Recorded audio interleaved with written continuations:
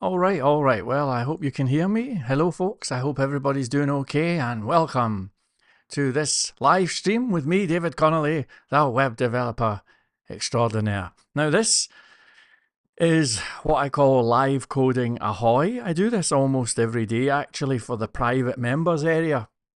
And you can come and watch me do real work every day. But this one is probably going to only take a couple of hours, and I thought, you know what? We can maybe do this one publicly. And so I'm going to be building an event countdown calendar. I'll show you the type of thing that I'm hoping to build. I have a little screenshot here. So it's, let me just get my act together.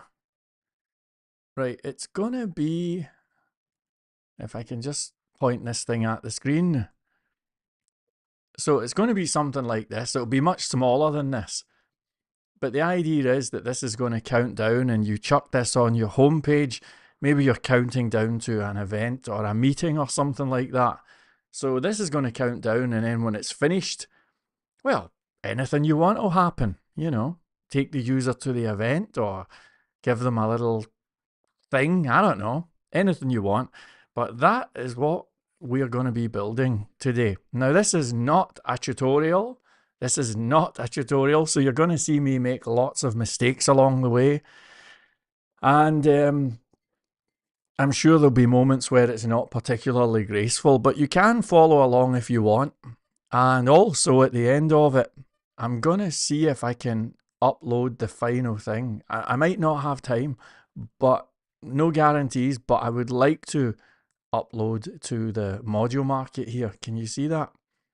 So it would be cool if we could upload it here. So that means that you could download the thing, you know. So that's what we're going to build. And of course, to get started, we need the most important thing of all, and that is some good music. So let me see if I can find some tunes. A little bit of jazz music, I think. All right, that'll do us. And let me have a swig of this black coffee, and then we'll get started.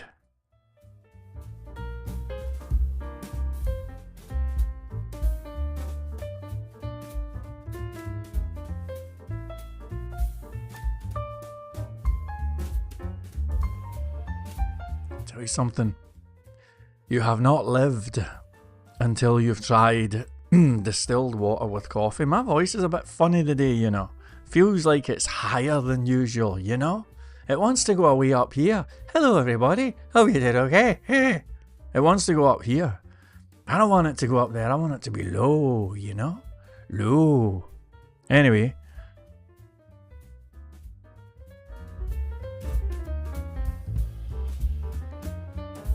Alright, shall we dance?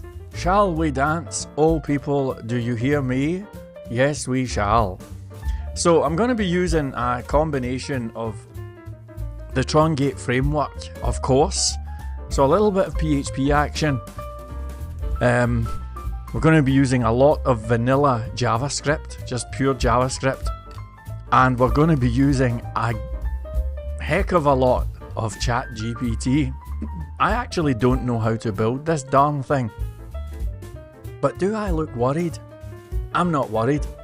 You see, here, we talk about the secrets of how to build anything that any client could reasonably ask for. And the first rule of that type of web development, the first rule of commercial web development is code with an expectation of success. So I don't really know how it's going to work. I assume we'll have a set interval, so it's going to repeat. I assume that we'll have some sort of date object in MySQL. I don't know. We'll see. But anyway, it's fine.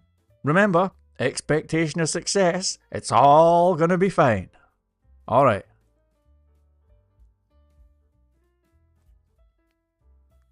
So I'm going to start this one by closing down this. All right, here we go.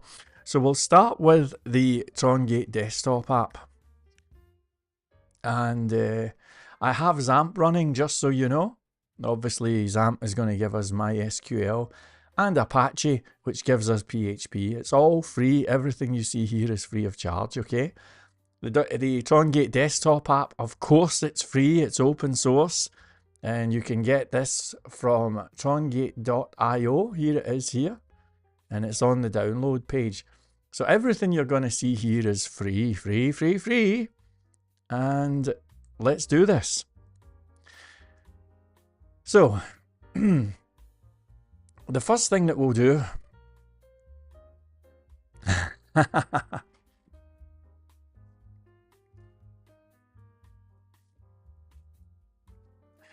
that has never happened. Never. It has never happened. Let me try again.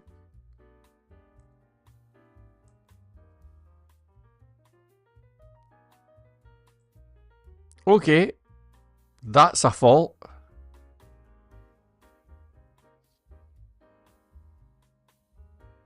Alright, doesn't matter. I don't need it. I'll fix that in a minute. I'm going to go without it. And maybe this is a good way to demonstrate that you can actually build without using the desktop app. That has never happened before, folks. In fact, hold on a minute.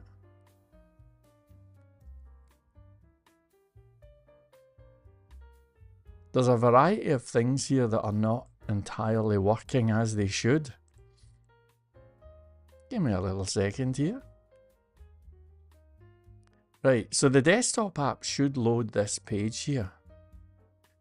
And we should also have a little GitHub symbol here, which I'm not seeing either.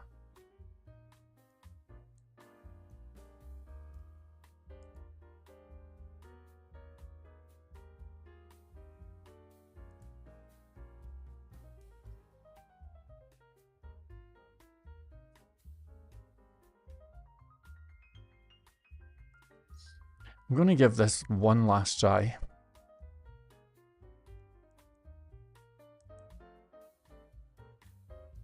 Jeez, oh. Alright, doesn't matter. It does not matter.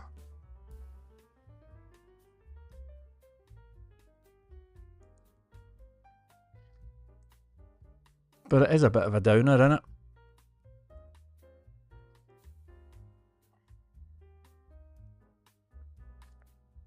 Why is my computer behaving like an asshole today?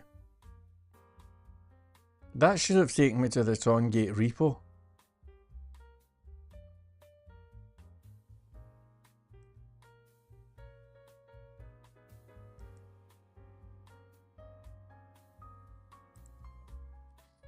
Oh well.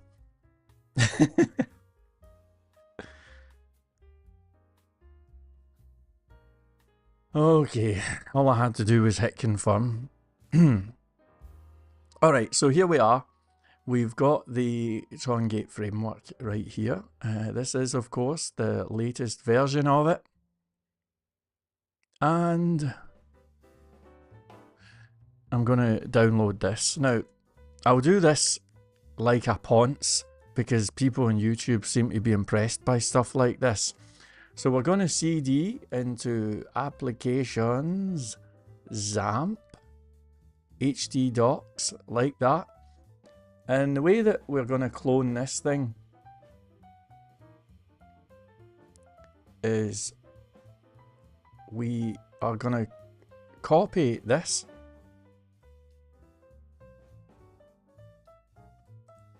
And then we're going to say git clone. And then go like that. The thing already exists.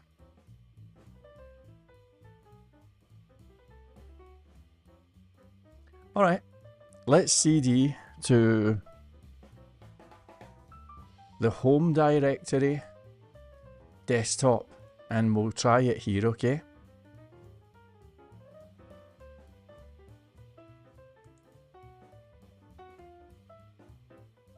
Alright, so I've just cloned that thing and I've chucked it on the desktop. Here it is here. Now, I'll rename this thing to something like events, or maybe, yeah, events is fine. It's going to be an app for events, you know. So we'll head into our XAMPP folder, htdocs. Now everything that I'm doing here is what the desktop app would have done. So I've just pasted that events thing into htdocs, and here it is here. And you can see this is the Trongate framework, right?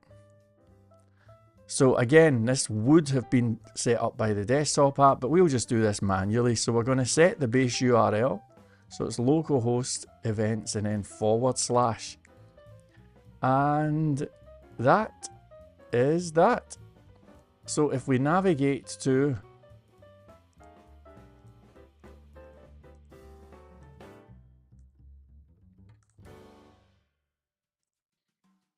so we're going to go to localhost events, and you can see that this has given us an SQL file here. So I'll click view SQL, and this gives us some database tables that will help us to get set up nice and quickly. So I'm going to run the SQL.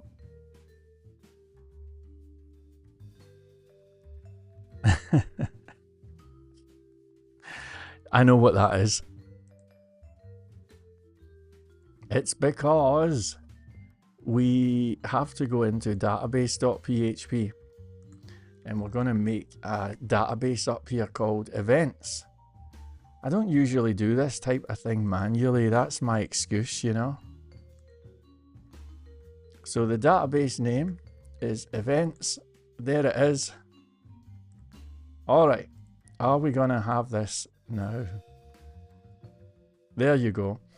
So we've now done that, and inside the welcome module there's a file called setup.sql.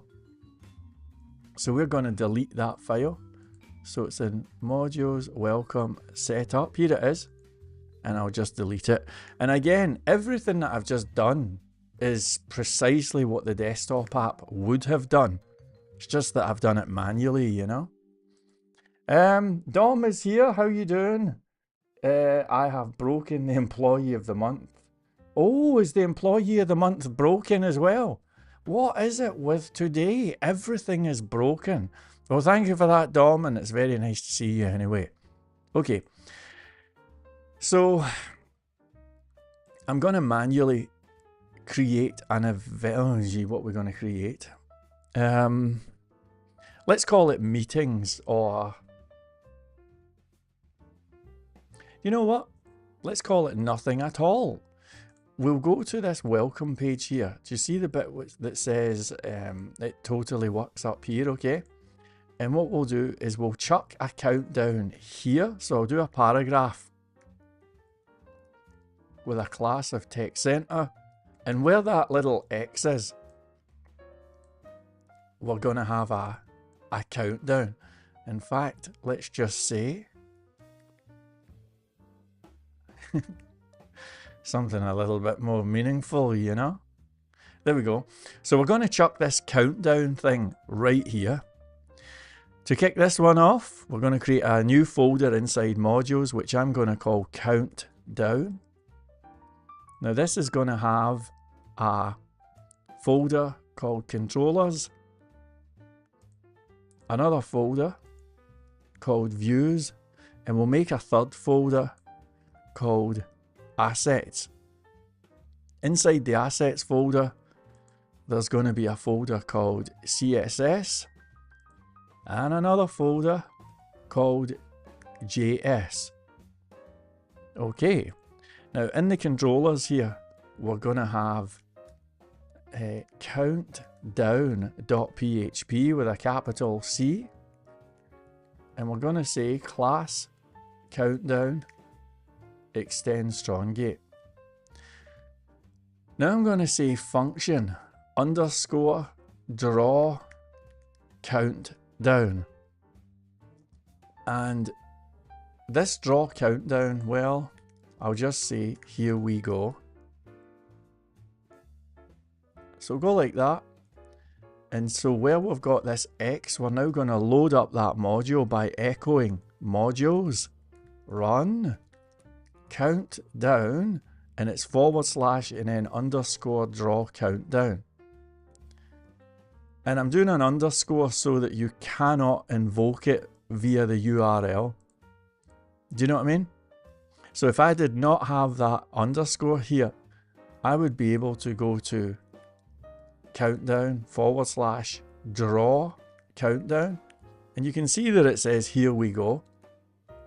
But when we add an underscore, this won't work, even if we go like that, you know. So that's why I'm doing an underscore, okay? So back over to the home page here, you can see that we've got a thing that says here we go, and this is going to contain our countdown, you know.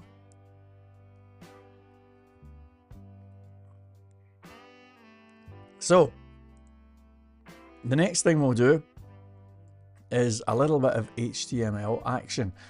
I'm going to just say data view module is countdown.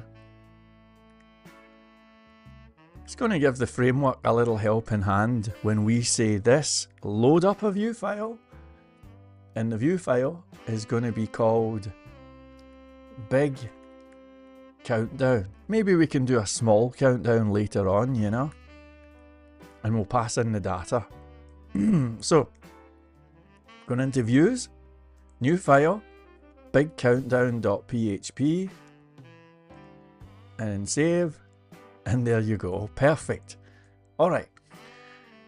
Now let's have a think about what we're trying to create here. So we want a countdown timer that looks something like this. You can see that this is 4 divs with 4 underneath it. So you could think of it as being, I suppose you could say it's a bit like a grid, you know. So let's say we'll have a class of big. Actually, let's have an ID. We're only going to have one of these on each page, right? So an ID of big countdown, that's our div. And this is going to have 4 rows along the top here, or 4 boxes even. And I'm going to just chuck in these numbers. I'll put in 88 because it's a big giant number, and if it fits in with this, then other numbers should be okay. Okay, so obviously if we refresh, it's not looking too good. So let's do a little bit of style action here. I'm going to do the styling just directly on the page to begin with. And I'm going to just say big countdown. And how about if we just say border 1 pix green solid? It's just to get us started so we can see the darn thing, you know. So something like that. And then we're going to say display is grid.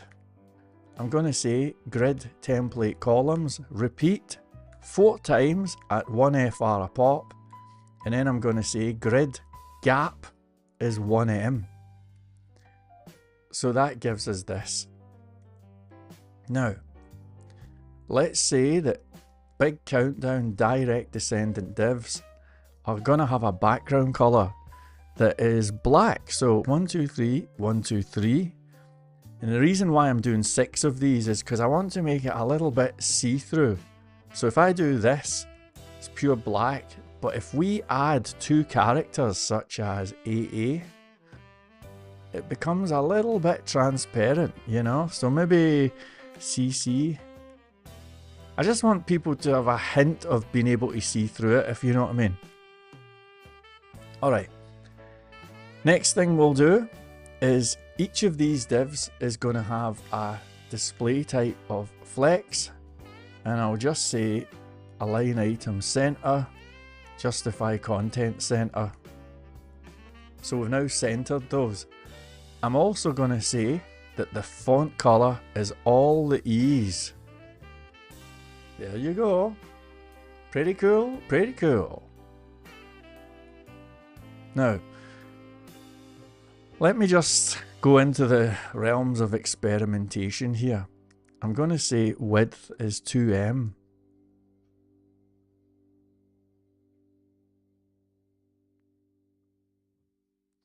Okay.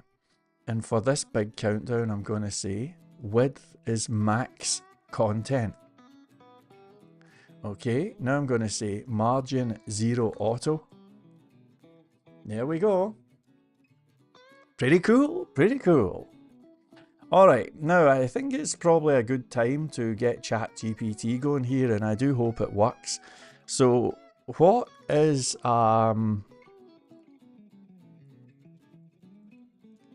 can you give me a list of mono-space web-safe fonts and the CSS code required to activate them? So let's see what we've got.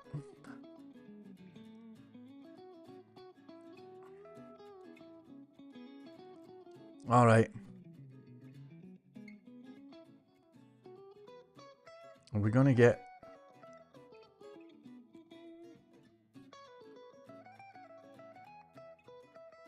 Oh.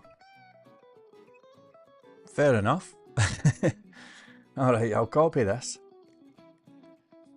And let's just go like that. Right, that has changed the font, right? Now I'm going to say font size, and I'll go with 44 pixels. Bring back the pixel, I say. Okay, there we go. Now I can probably go even bigger than this. Let's go 7.6. Yeah, I kind of like that. I kind of like that. Also, we could add in things like maybe even a little margin top bottom. I'll say 1M. No. Okay, 10M. Okay, at least we've got some action. 2M. Ah, there we go. Okay, that looks pretty good. I like it. Yeah, I like it. Now, let's bring this width down a wee bit. We'll go from 2 to 1.6 maybe. I think that's looking alright. Yep. And then we've got this background colour, but let's also say border is 1 pix, and then we'll go pure black solid. There we go. Now I'm going to get rid of this green border. It has served its purpose. And I think that that's pretty cool. Okay, so the next thing that we're going to do is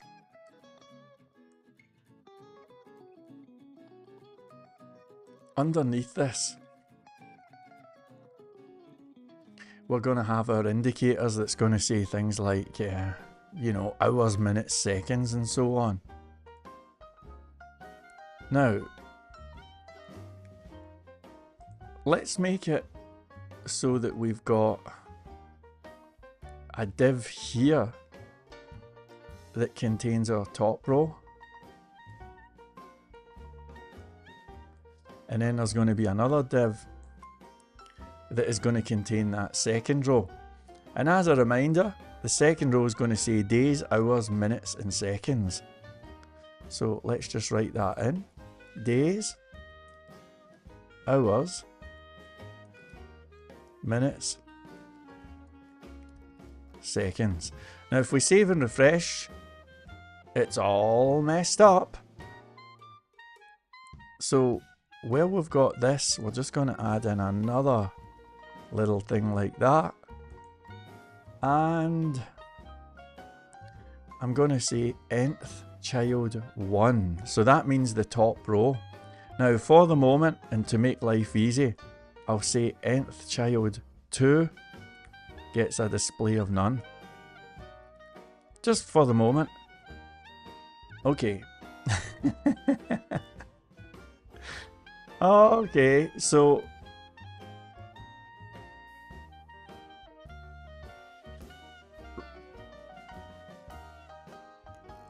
Right, we're going to say greater than. Actually, it's both of the divs, so it's the divs. There you go. So that's that. Now the second one, we've currently got it saying display none. I'll just take that out. You can see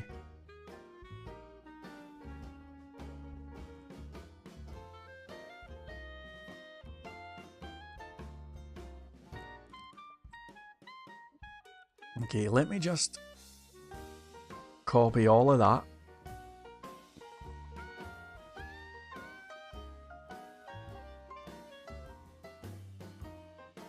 Okay, so nth2 direct descendant div, and isn't this looking terrible? Right, font size, we'll bring it down to 16. Ah, jeez.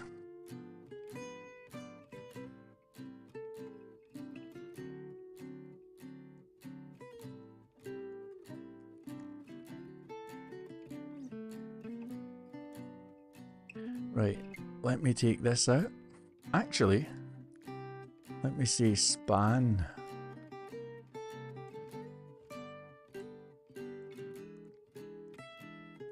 This is a bit experimentational, it might not even work.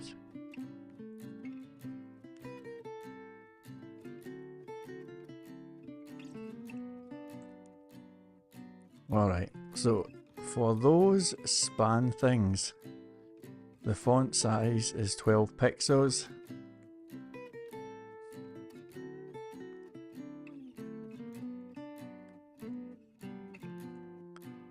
Ah, okay.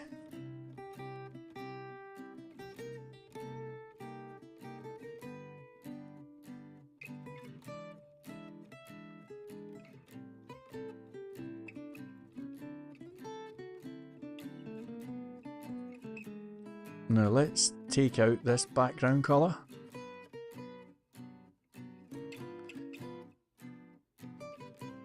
Let me have a quick reminder of what we're doing.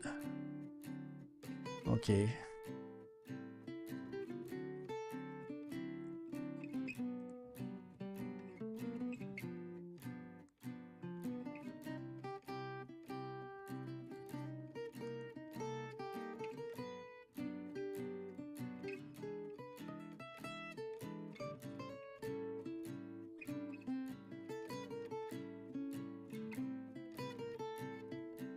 Right, this grid gap is causing problems. We've got too much vertical height.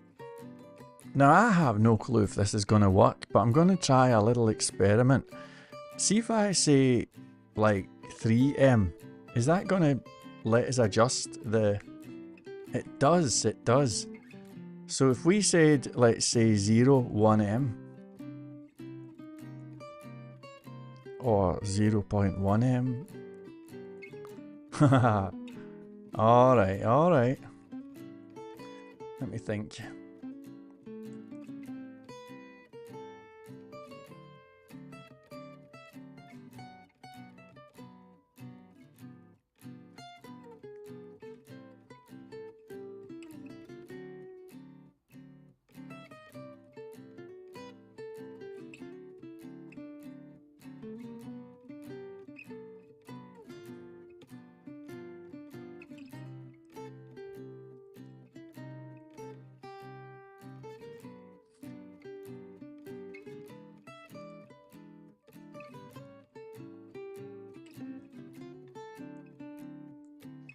I'm just trying to think how I did this before.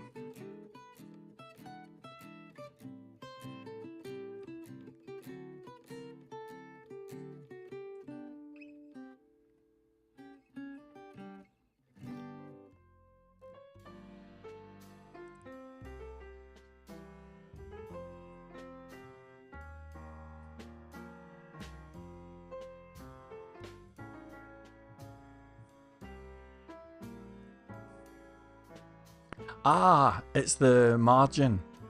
It's the margin that's causing the problem.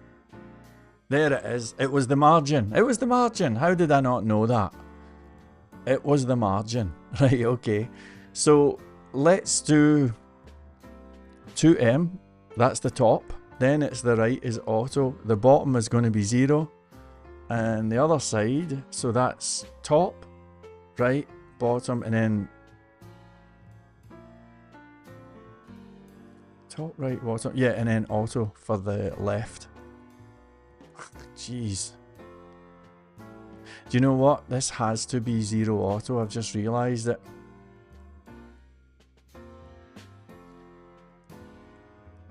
We would probably be best just saying margin top 2M for the big countdown. There we go.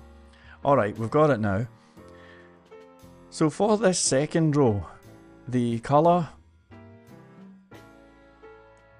we'll make it 3 ones. There we go. And we'll make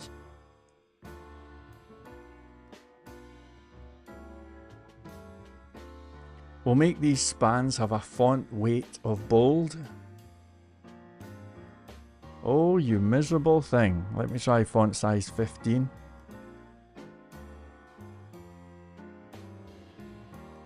Right, are we going to get a font weight of bold here? I think we're not, but I think it's just because of this crappy font that I've used. I'll go with this for now, okay? Now, I can see an irritating red border. There it is there. I'll just remove that. Okay, looking good. And do you see how we've got this border black solid? Let's take that out. There we go. I think that is, I think that's pretty good actually. Okay, close enough, close enough. Maybe a little margin top 12 pixels. 7. Okay, that's close enough. Alright. And ahoy to Dan's stuff. And not Mark Knopfler. Aha! Nice to see you. He says nobody expects the Spanish Inquisition. I have no clue what that means. But I do like Monty Python. And Luke4ZNXS says, what are you doing? Well, hello to you as well. Hello to you. I'm just trying to build a countdown thing here. You know, it's going to be something like this. Hopefully. And it's going to count down. So I've just been mapping it out with HTML. It took ages. And I probably made a bit of a pig's ear of it. But now we are just about ready to get the countdown actually working. So let's look at our events database here, and we'll make up a database table. We'll just do it manually. I'll call it meetings. We'll have 4 columns. We're going to have ID. That'll be an integer, primary key, auto increment, all of that stuff. And then we'll have meeting title. Now that will be a variable character with a max length of 255. We'll have meeting description. That will be a text field. And then we'll have date and time. That is going to be a date field. So let's save that. Okay. Now I'm going to see if I can add a record in. First meeting. This will be our first meeting. And for date and time,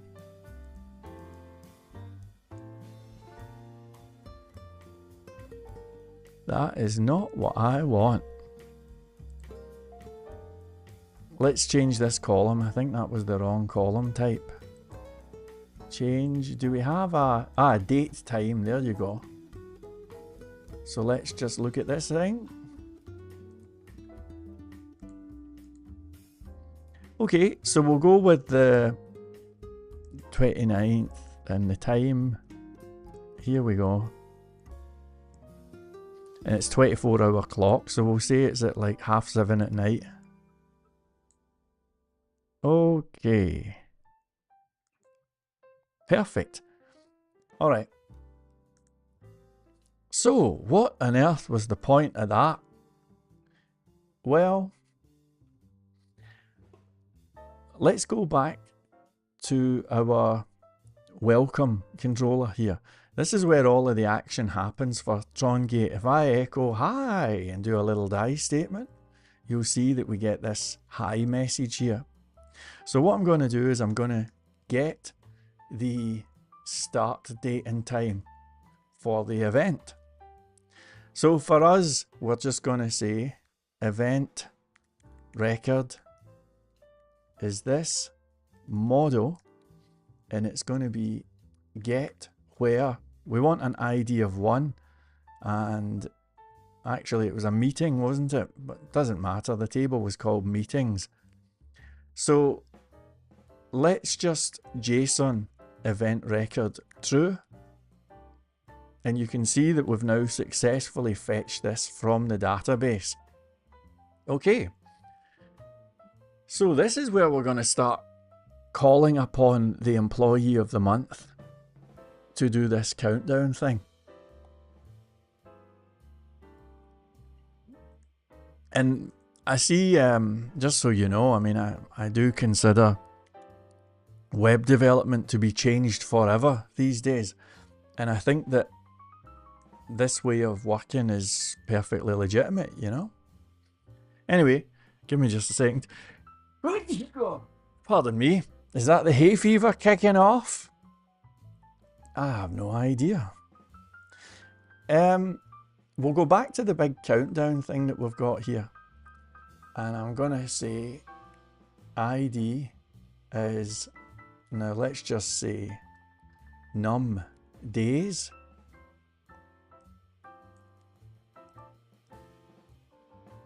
So we'll have num days.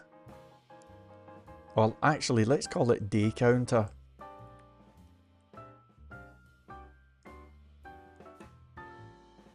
Actually, counter days. There you go.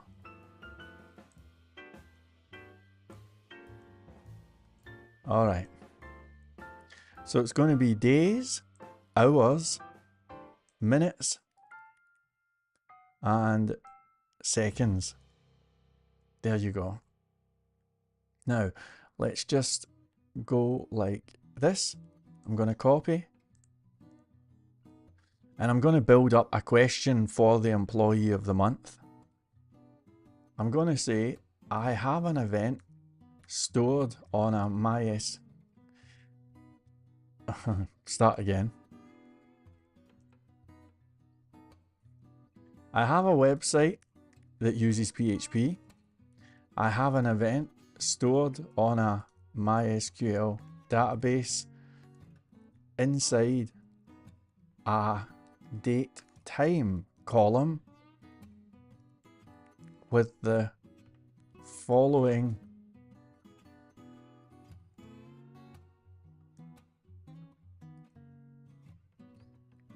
date and time value.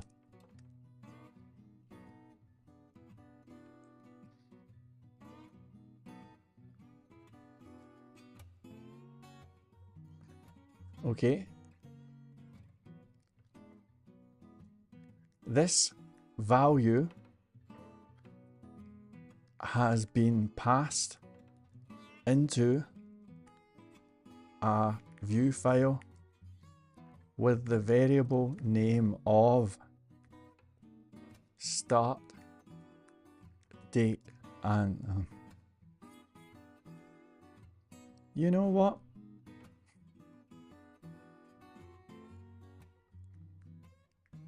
We'll call it start date. On my view file, I have the following HTML code. So this is a simplified version of the code. We'll take out these 88s.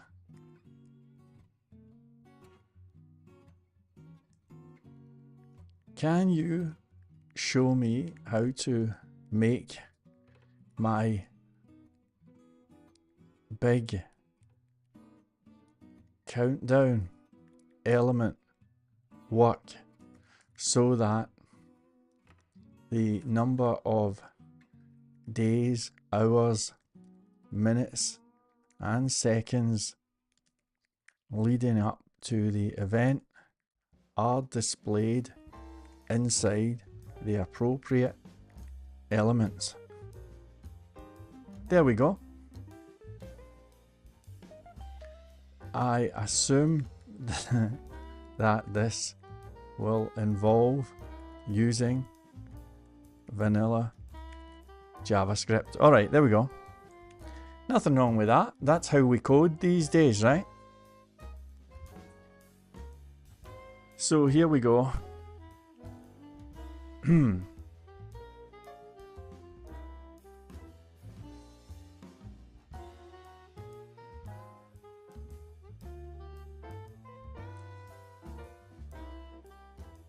So we're setting up what looks like a date object. We're looking at time left, and then it's doing a little bit of a calculation here, and then it's updating. I think you're going to see a set interval. There it is. So every second it updates.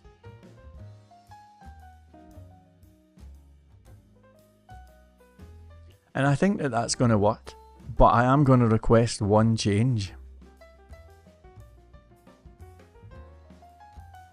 Is it finished?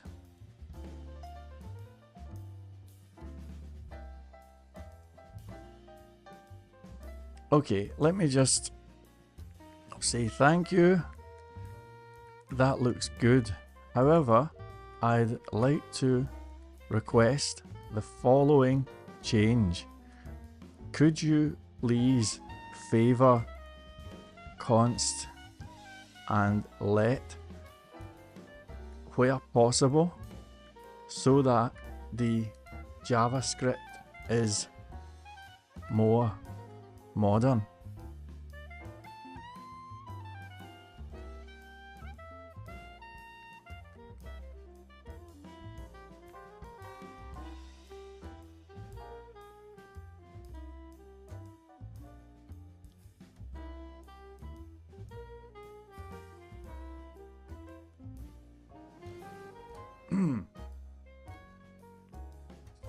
Alright, pretty good, right? Pretty good. Now, I'm not going to really go through all of this, and you can see that there's a little bit of arithmetic going on. And you can see that we've got set interval going on as well, which is going to trigger this thing every second, where it says set interval 1000. So what we'll do is we'll copy that, and then over to our big countdown here, I'm going to just paste in the style stuff. It's like this. Okay. And it's looking for a thing called start date. Now, before that happens, I'm going to alert, and then I'm just going to echo start date. Okay. And here, well, on the welcome, oh geez. Right, do you see how we've got this event record here? I'm going to say data start date is, and that is going to be event record calling upon date and time. So if I just echo data start date with a die statement, you'll see that we get this. Now I've made this part of a data array, so that means it's now getting passed into the view file. The view file is called welcome here. And where it says draw countdown, we're now going to pass in the start date. So we're passing in this value of start date. Also, where we've got draw countdown happening, this is now going to be accepting start date. And we're going to say data start date equals whatever the start date argument is. So that's now all going to get passed into big countdown here. And just for the moment, I'll comment all of this stuff out. And we should get just an alert statement happening, and it will confirm that we have passed in the start date. So, have a little refresh. You miserable thing. Alright, that was our comment caused a wee challenge. I'll just do that again. There you go. So you can see that we've now got an alert, and the start date has been successfully passed in. Pretty cool, pretty cool. Now, let's uncomment all of this. Can you believe it? Can you believe it? Alright, something like that. And there we go. Now, we'll save, refresh, and look at that. Our counter is now working. Well, that was easy.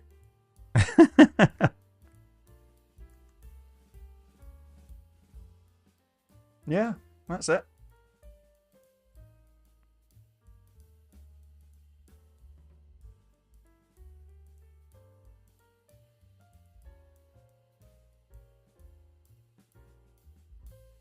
I want to see the minute one changing. Just so we can. One. And there you go. Yeah, it's pretty cool. It's pretty cool. So now let's just see if we can get it doing something meaningful. When we get to the end of this thing, you can see it's saying clear interval. I'm not going to do event started. I'm just going to alert event started.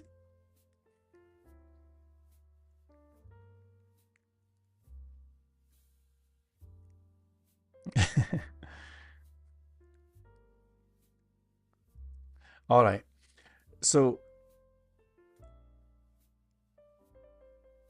I don't like the way that it started with all of those 8s there. So we'll take these out.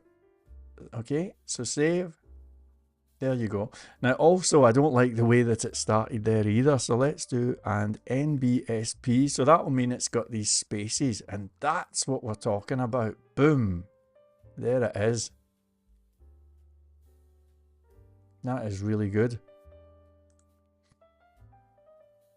In fact, let's do hyphens. Let's do hyphens. There you go. Now, I don't like the delay. That kind of annoys me. I wonder if there's a way that we can do this so that it just works instantly, you know? See how we've got a 1 second delay? So what we could do is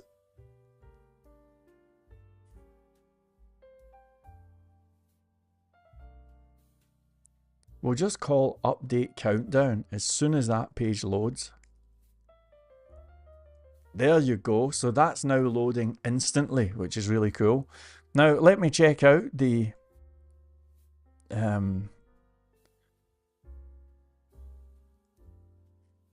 let me see if I can get it. 350 it is right now.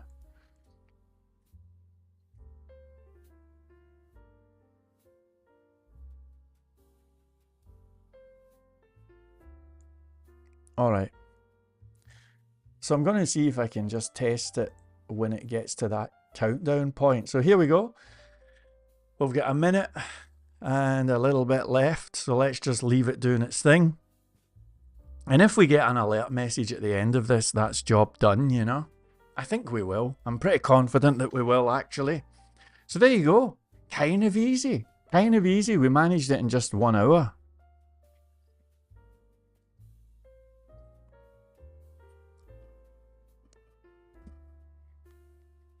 So that means that I can go and sell watches. I've got a boatload of watches to get rid of. Will you be applying the comfy cushions or the colour television? I can't remember that line. Colour television, was that part of the gag? I saw a really beautiful watch today called that was actually based on a TV. The shape of it, I can't remember the name though.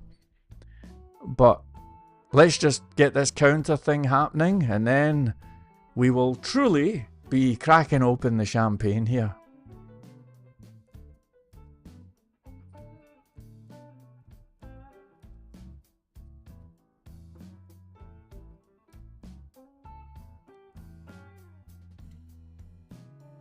It's kind of easy that, eh?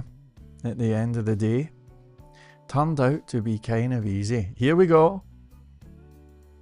Event started. Perfect. And then it says okay. That is excellent. I'm loving it. Alright, so that is that. I hope you folks enjoyed it. Now the only thing is,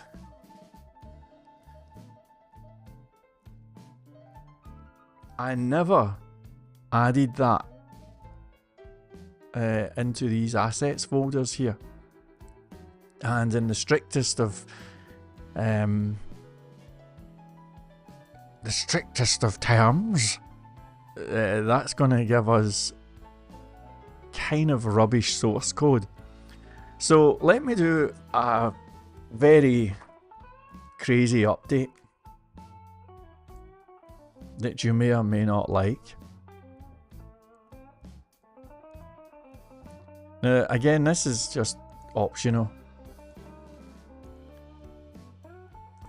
Okay, so there's our countdown back. Now this time, I'm gonna rename Big Countdown to Big Countdown Orig. That's the original one. And we're gonna make a new Big Countdown. It's gonna be pretty much the same as the original one, with a couple of changes. I'm going to take all of this styling stuff out, and I'm going to take all of this script stuff out. Then I'm going to say a little bit of script here, and I'm going to say, right, see where it says Big Countdown? Well, first of all, if we just save and refresh, there's our big countdown, right? Looks kind of rubbish. So we're going to go right up to the top of this and say style is display none. So I have just hidden the big countdown. Why did I do that?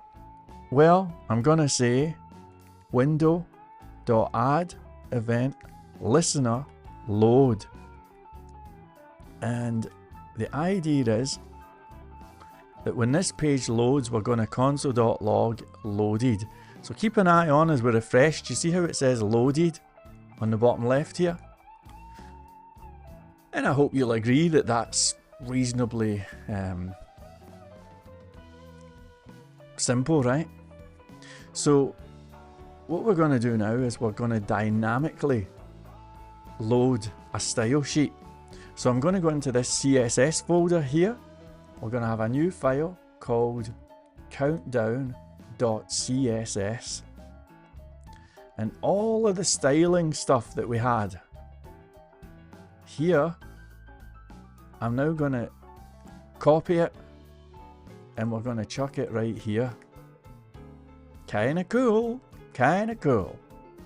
So let's go back over to the big countdown thing, and we're going to dynamically, well, let's just say load the countdown style sheet. So how do we do that? Well, we're going to say const countdown style is document dot create element, and the name of the element is a style tag.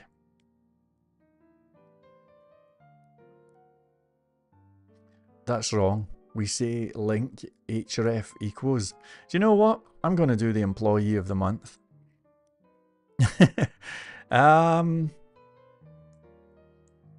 Okay, so the style sheet, I'm going to say const style sheet path. Well, that is going to be base URL, and then it's going to be countdown underscore module, then CSS countdown.css. Alright, now I'll clarify here that the const base URL is that.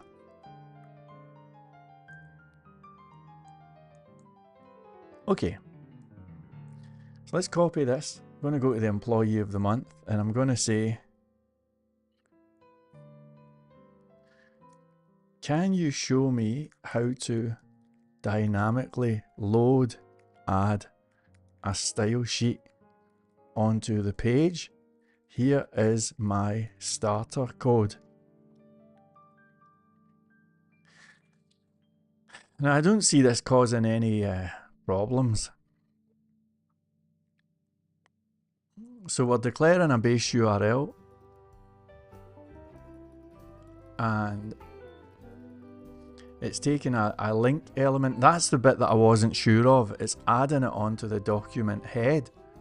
So let's copy this.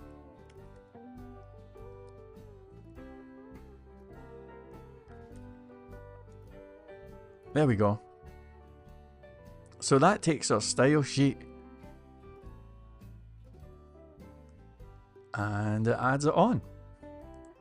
So if we refresh, okay, it's saying base URL is not defined. I'm not worried about that. We can actually break into PHP like this. And there you go. So that has added the style sheet onto the page. But remember, our big countdown has got a style of display none.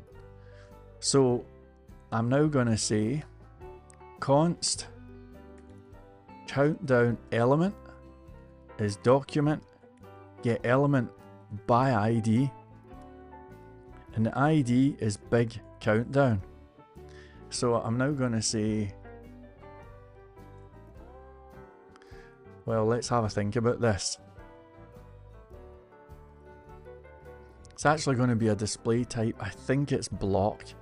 So we're going to say, actually, what we can do is we can say countdown element remove attribute style. Let's try that. There you go. So that has just made that appear. And as you can see, it's appearing with all of the stuff doing its thing. I wonder what happens if we change this to display of hidden. Nah, we'll stick with display of none. Alright, that's fine. So we've now done that. The next thing I'm going to do is I'm going to load the countdown JS file. So how do we do that? Well, it's the same idea as this code here. So I'm going to say const style element is document create element, and this time we're creating an element with a style tag. So if you think about how we normally do a style tag, it would be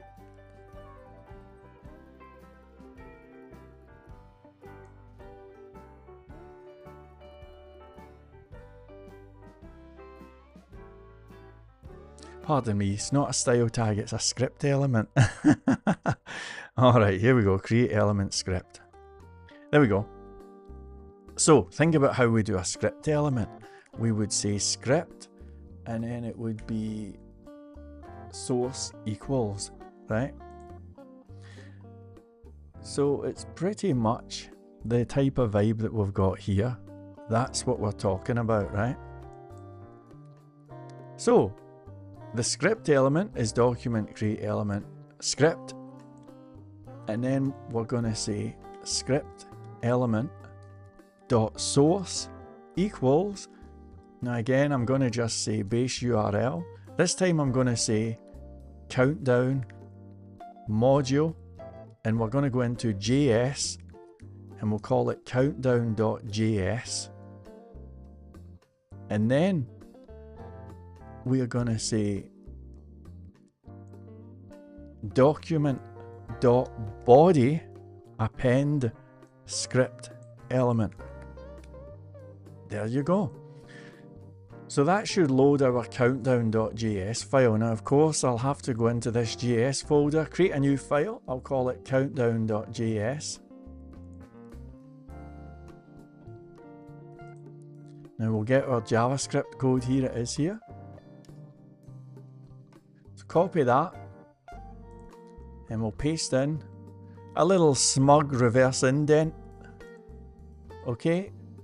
Now we do have a challenge here because you can see that this is looking for a start date, and unfortunately this JavaScript file will have no clue what the start date is. So I'm going to take this out of here, copy, and we're going to just go like that. So that should make this all work. Let's save, refresh. Okay, it says event date is not defined.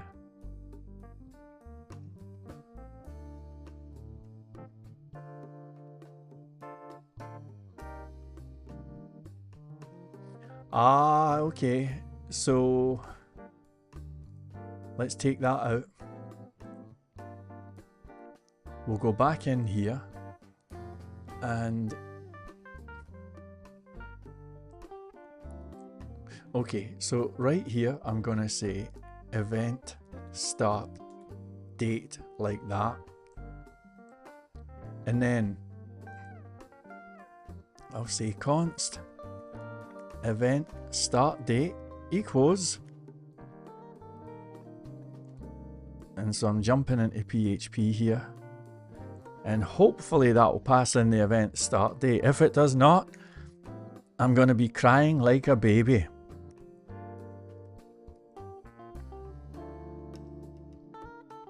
Oh, do you know what? It could be because we said const. Let me say var.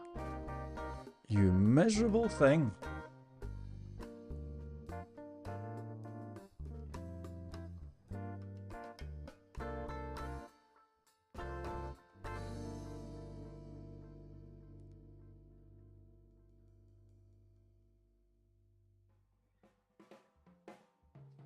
Okay, let's try something else. We're not going to give up just yet.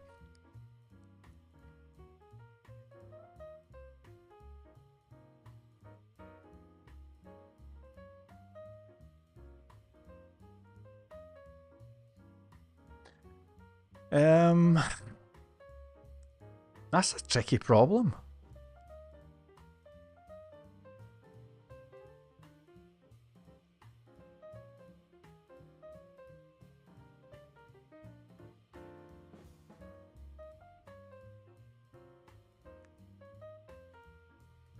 That is a tricky problem.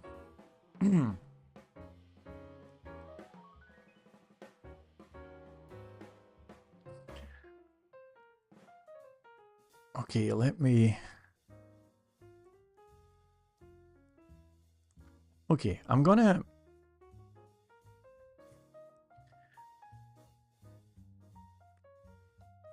completely simplify this by saying alert ahoy. I want to just, you can see it says ahoy, good. So I'm just making sure that this thing works, you know?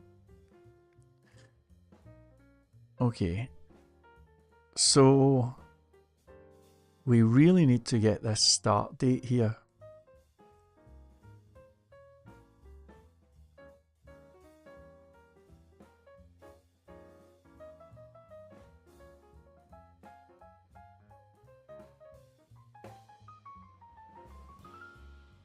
I think I'm going to have to talk to the employee of the month about this.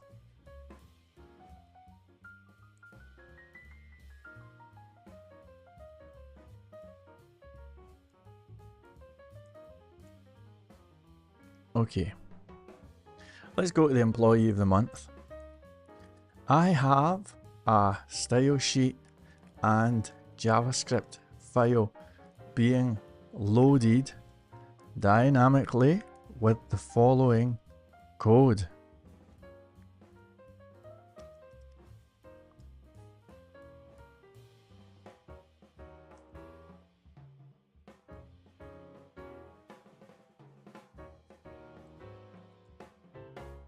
My countdown.js file has the following code.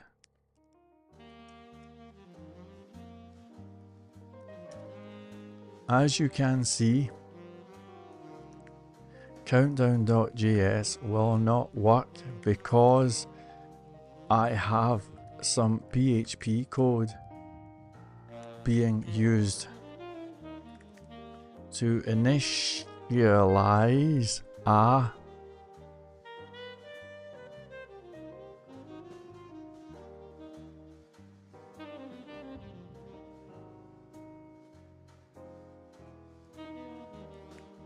start date value. Can you advise on how I can work or solve this issue? Absolutely. Here we go. You've keenly observed that embedding PH code directly in a standalone JavaScript file won't work because the server doesn't process PHP code instead of JavaScript files unless they are specifically encouraged to do so. Option 1.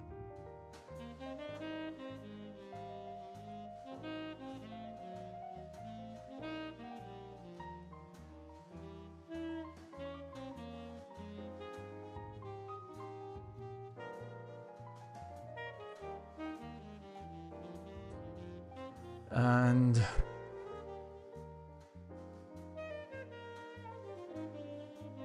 I don't like that solution. Option 2, configure your server to process JavaScript files as PHP. Nah, that's ridiculous. Okay, these two options are rubbish. This option here, let's have a look at what they're saying. Well, the problem with this one is that we load the file up.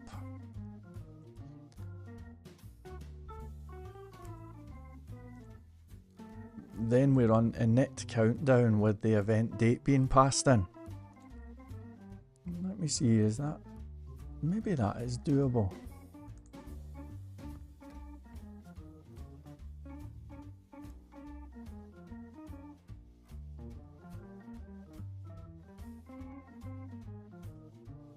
Nah, I don't like it. So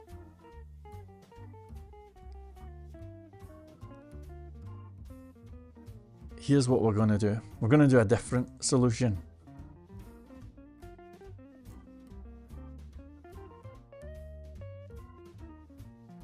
Yeah, let me think here.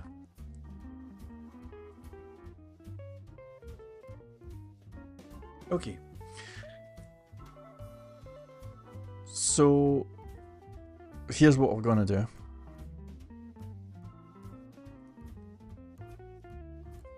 I'm going to say class equals, and then I'm going to echo, and we've got this PHP value here.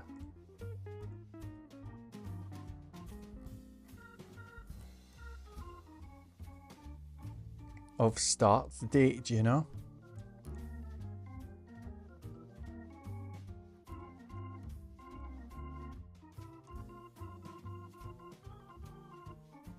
So suppose we do that.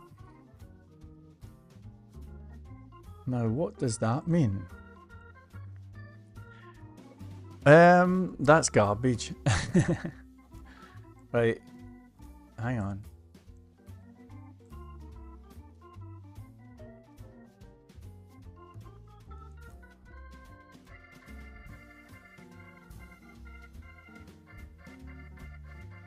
Okay, let's do a div with an ID of countdown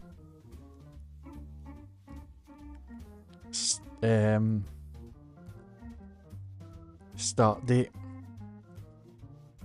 and then inside here we're going to echo start date.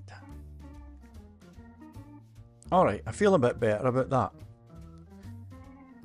So we've now got this thing happening here and it echoes the start date. Now why, oh why is this cool? Here's the answer. We can go to countdown.js.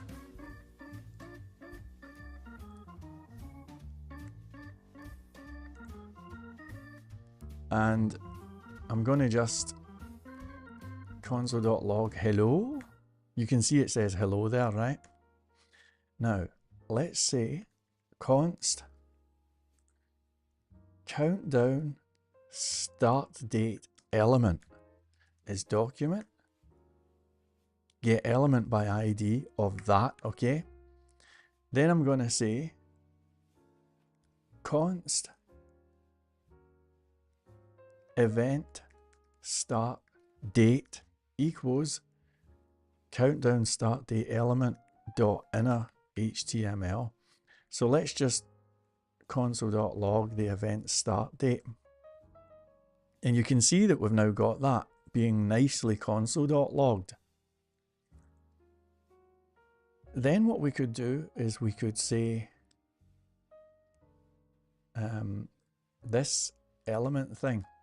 Well, I'm going to just for the moment show you background color is lime. So do you see how that's now gone lime? Now we're not going to make it go lime. We're going to remove it from the page. So it's now disappeared.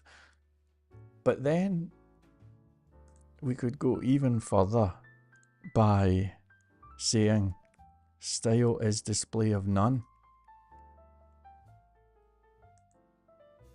And you can see that we still have the event start date being console.logged. So now we can do a new date here. And this is the moment of truth. We're going to pass in event start date. Ah, there it is. All right, I think that's a much better way of doing it. Okay, so there's our countdown, looking beautiful. And why did I do all of that stuff? Well, what I'm trying to do is reduce the amount of source code being called here, you know. So let's see if we can reduce it even further. We can obviously take these comments out here. And then, see how we've got this style sheet path here? We could just copy this. Okay, so that's me now simplified a wee bit here. I think that's perfect. So now if we refresh, there's our countdown, and I think that is looking excellent. I really, really think that's looking excellent.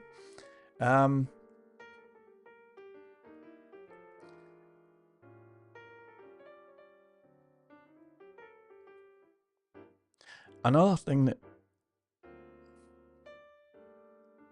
Oh, there's so much we could do with this. I was going to do a transition and have it appear nicely, but you know what that'll do is, right? So let's delete this file. We no longer need that.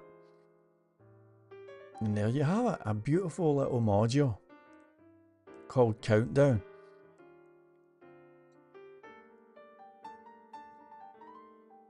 I wonder if we should do a a small countdown? Probably not. We'll just keep it as it is. That is it. That's the module. That's the video. Okay. Ahoy to Cal. Oh, and ahoy to Stefan. Nice to see you. Nice to see you. Not Mark Knopfler's here. I apply the comfy chair. All right. In that case, I shall have to summon Doug and Dinsdale. Yes. Yes, indeed you shall. Well, thanks very much for being here, folks. Do you want me to... Shall I upload that to the module market? I wonder if I should. Maybe somebody could use it, you know? Would you... I'll do a little poll here. I honestly, I won't be offended if you say it's cool. Shall I upload the countdown module to the module market?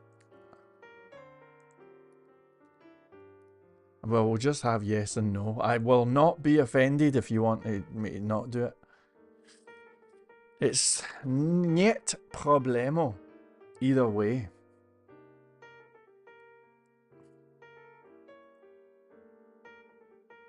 I'm going to fill up this, get a little drink, and I'll see what you think in a minute. Again, I won't be offended if you want me not to do that. For whatever. Look how pale my face is. It sucks, man. I'm going to have to get the fake tan going again.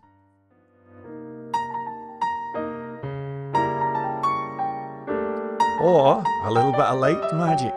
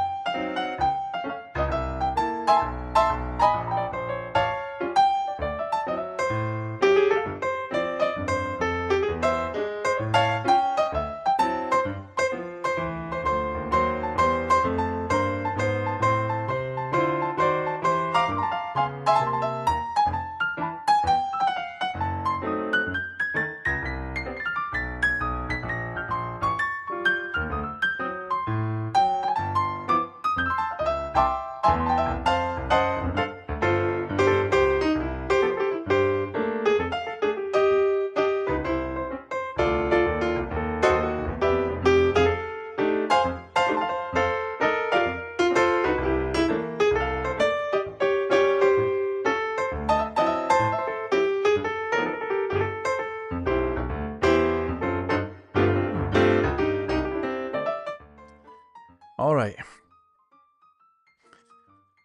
Well, 2 of you voted, thank you, and you said that you'd like me to upload the thing. Well, that's cool, you know. Do me a favour, folks. Could you give me a like at least? I mean, it would mean a lot to me. I think it helps the algo, you know. Would that be cool? I mean, I've been hanging about for ages here on YouTube. Feel like I'm moving nowhere, you know? So I'd appreciate it if you could at least hit the like button for me, folks, you know? See if I can maybe get this algo working for me. Apparently it helps. Right. So.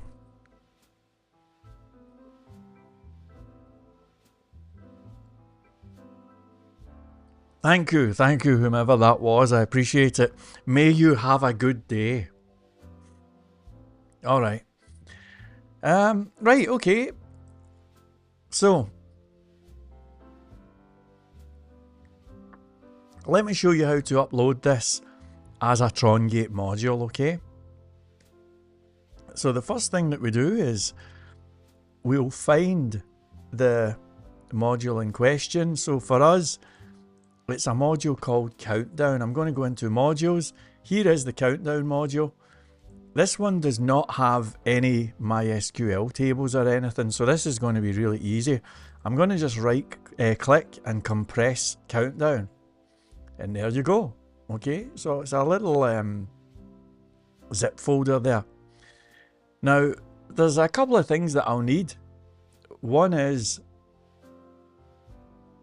probably some screenshots and or at least 1 or 2 screenshots, I would imagine. I think 1 will do it. There's not much to there's not much to add here. So let's just take a screenshot, right? So we'll go like this. Actually, tell you what, I'll go, there's a screenshot, and I think that's enough actually. There's really not much to show here, but we have a screenshot. Now I'm gonna head to the Trongate website, which may be working because our icons are back. Let me just try the desktop app here.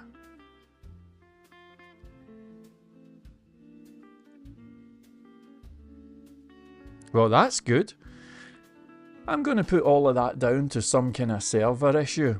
Anyway, I'm going to log into the Trongate website here. Now, let me just show you this perfect face as I log in. I've got so many autocompletes and whatnot. It has all left me feeling a bit para. Alright, so this is me now logged in, okay? So I'm logged into the, look at these ridiculous badges. It never quite took off, that idea. Anyway, that's me logged into the Trongate website as a member. So, what do we do? Well, let's go to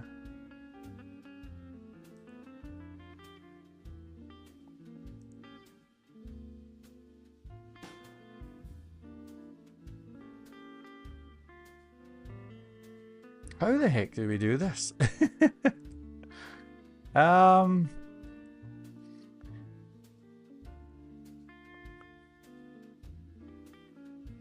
haven't done this for so long.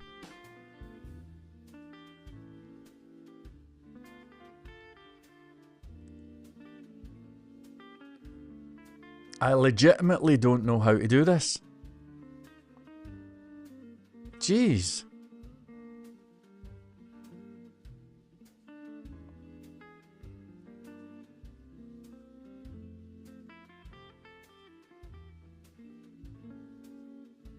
That's really strange.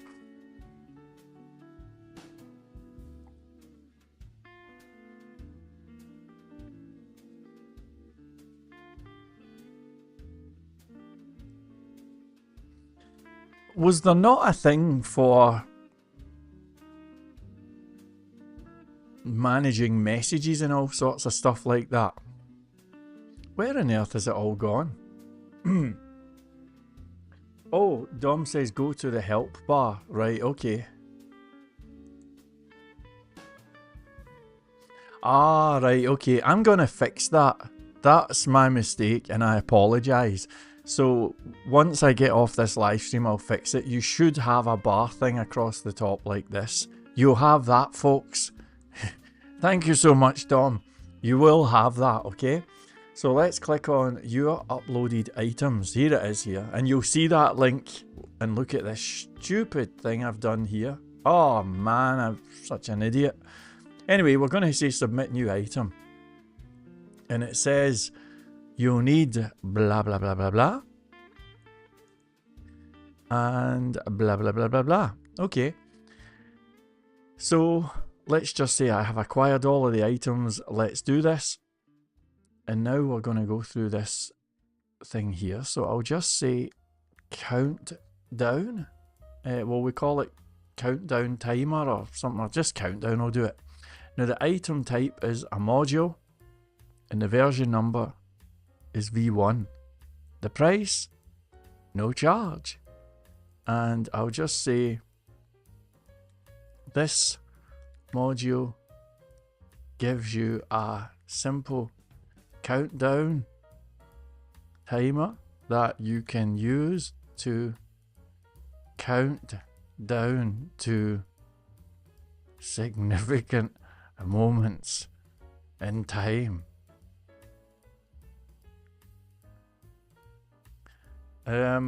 Let's just also say, as you would expect with Trongate, there are no third-party libraries, just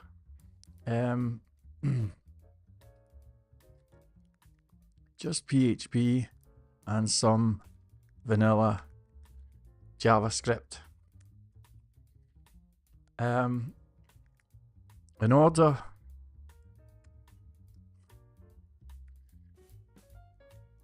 for this to work, you'll need to, you know what, I'll do you'll need to invoke draw countdown or the draw countdown method and pass in now what's the argument? Start date. Argument. The start date should be a string that represents a date and time. It should be of the same format that you would expect to see with a, now what's the name of the field? Date time. So with a date time field in MySQL, for example,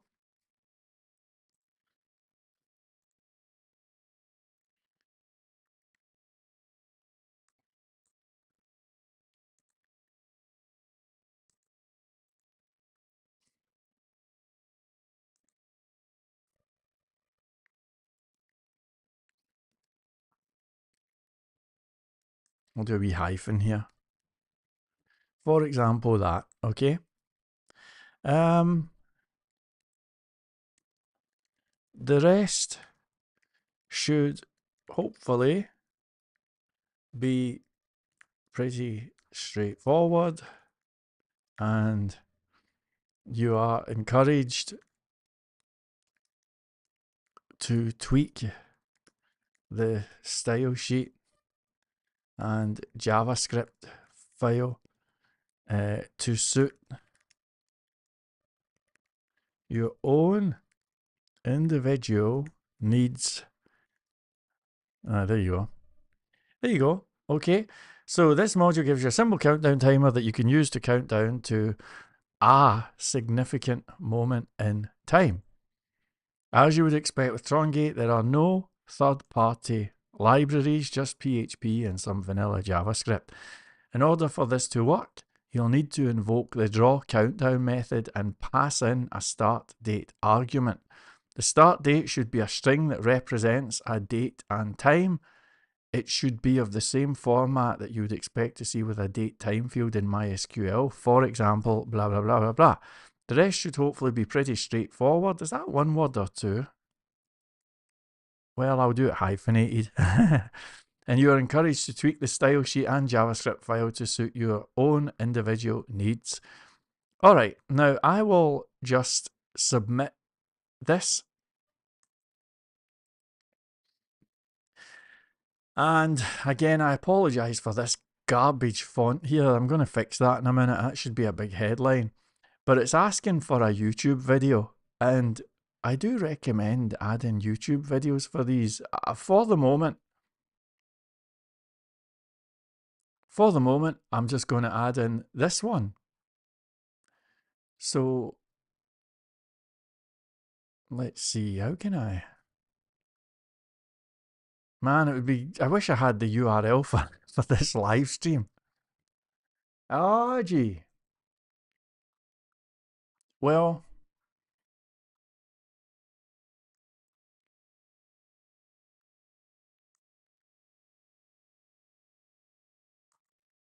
okay, there you go. So there's the URL. I'll just go back to this page. Cool. So I'm going to chuck in this. Do we have a YouTube video prepared? I'll say yes. Now, nobody will watch this. I'll do a proper YouTube video later on. But there it is. I'll say yes, that's it. And now it's looking for an icon. So thankfully, I've given a link here to a nice icon generator. And I haven't visited it for ages, but I really, really hope it works. Create icons now. And the world knows my details. That's fine. That's okay.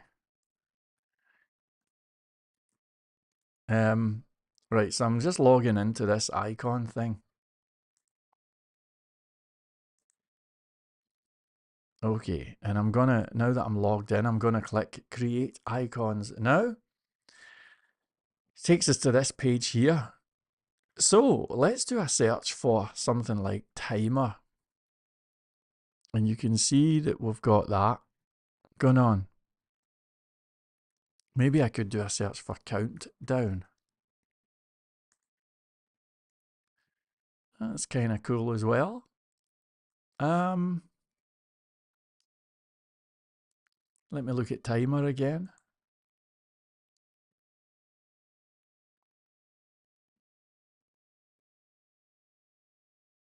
Okay, I'm gonna, even though it's not an entirely accurate representation of anything, I'm gonna use this kind of thing here because it does look like an alarm, you know. Now, if you look here, you can see that it's looking for 256 by 256. I'm gonna make this 256. There it is, right there.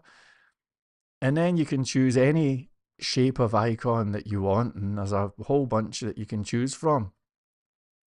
We can also change the color. And it's been a while since I've done this. How do we... Ah, here we go. If I go to backgrounds, you can see that we've got different shapes here. So for example, a little hexagon, one of them, anything you want.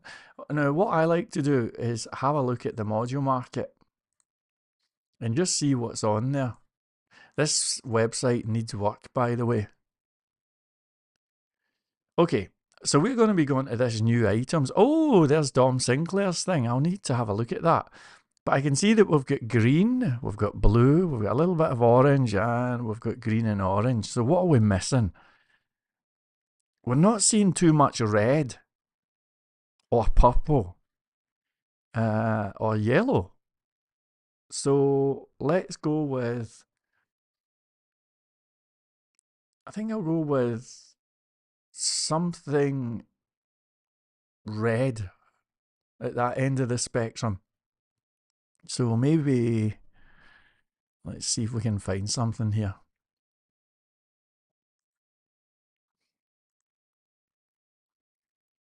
It's actually kind of cool. See what else we've got.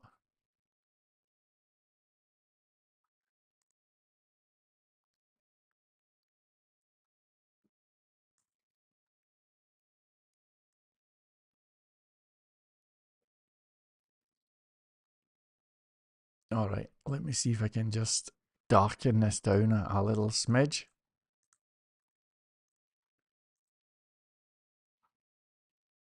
Okay, that's my icon.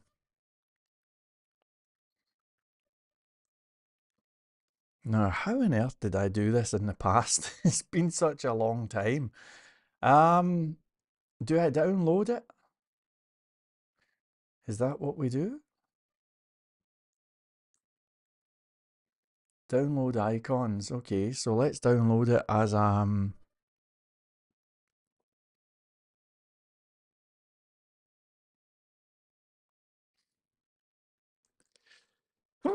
pardon me. I clicked on SVG, no joy. Let's try JPEG, no joy. Well, I'm certainly not having much luck with this thing.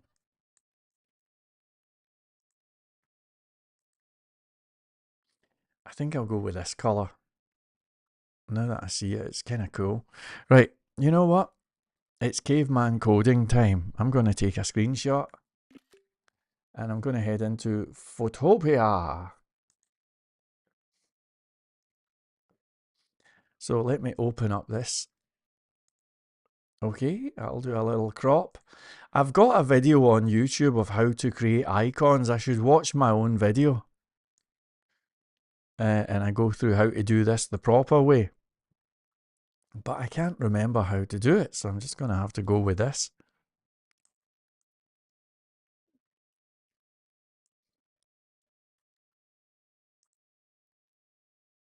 All right, so select inverse.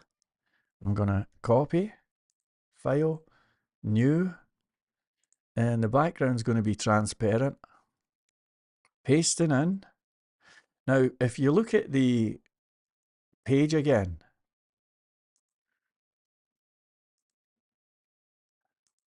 here we go. It's looking for 256 by 256. So we'll say image size 256 by 256. There you go. And I'm going to export that as a PNG.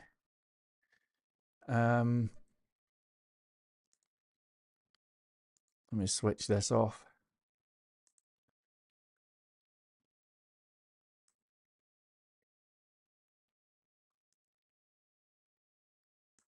Okay. I'll just say countdown icon. It's a really simple one, but that's all right. So save. There you go. So now we're ready to upload this thing. And we're just going to choose it. There it is. And upload. Okay, continue. And then we've got features. So I'll just say, geez, what are the features?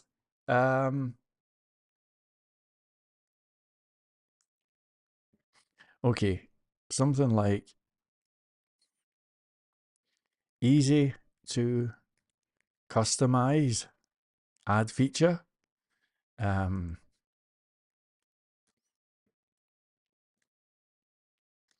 No third-party code required, add feature. Works with or without a database, add feature. And then I'll just say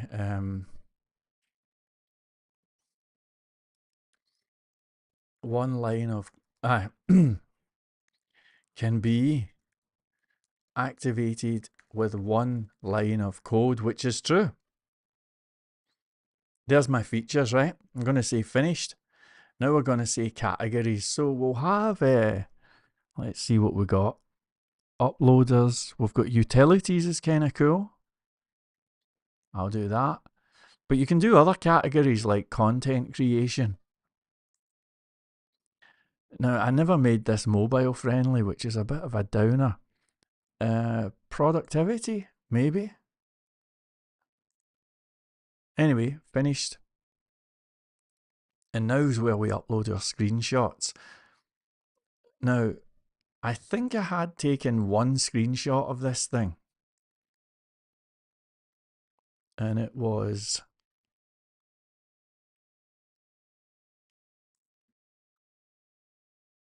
this.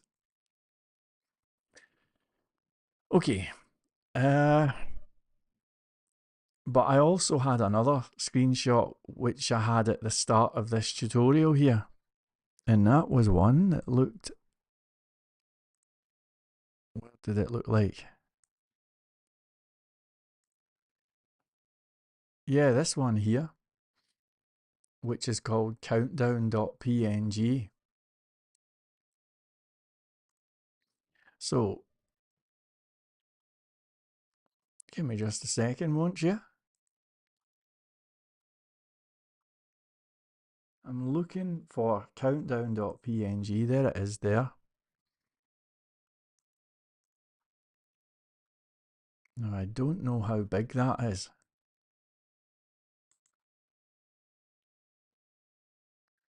Okay, so that is 698 by 473. 698 by 473. I'm going to go like this. I'm going to say 698 473.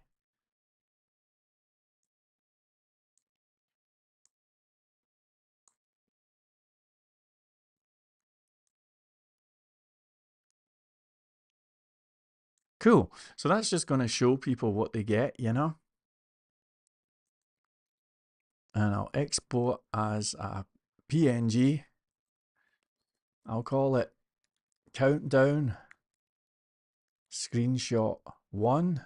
Not really worried about the quality.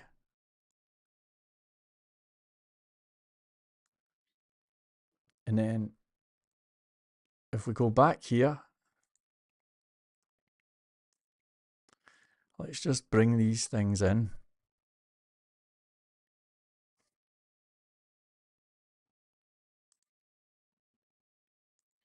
There you go. Something like that, you know.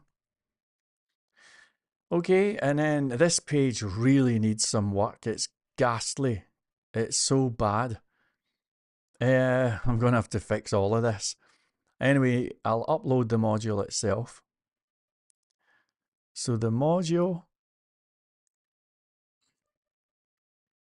is in events, modules. There it is, countdown.zip. So you go like that, you upload it, and the file has been successfully uploaded, and there you go. Now, what's going to happen after that is a site administrator. The design is terrible. I'm so embarrassed by this, by the way. But a site administrator is then going to log in, and let me just show you how that goes. I'm just logging in as a site admin. I'll show you the screen in just a second.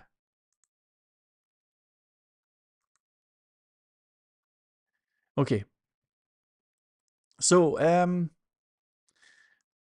when the site admin logs in, and again, this looks absolutely terrible. Oh, I'm so embarrassed. Anyway, they're going to see something like this. So the site admin is going to check it out and say, cool, go live. So that means that this is live and not approved. How do we approve it?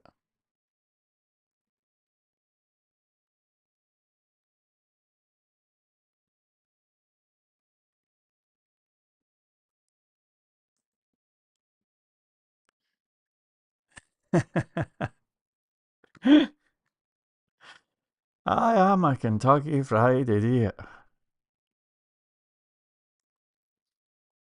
I know that there's an approve button here somewhere, but I can't see it.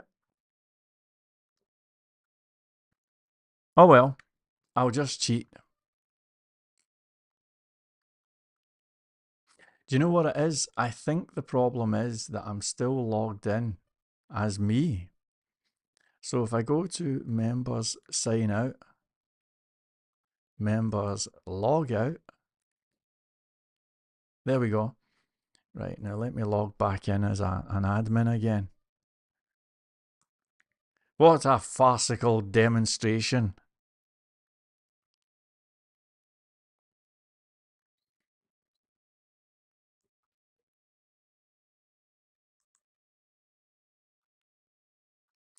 Alright, okay. This is disastrous, but it's fine. It's been a long time since I've looked at it, but I'm going to update approved status.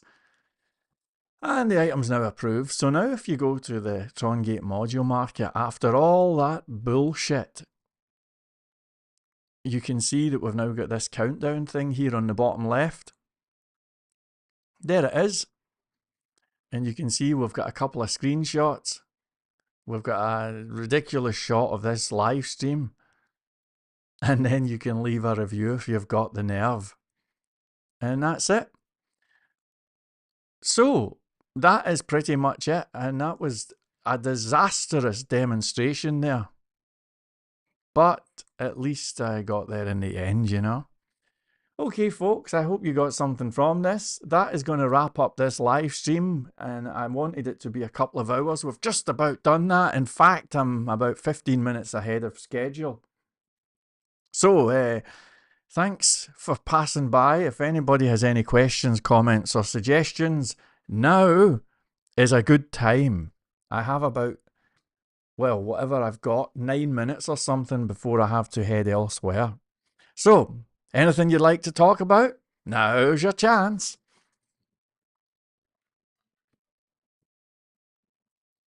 I lost my steel comb.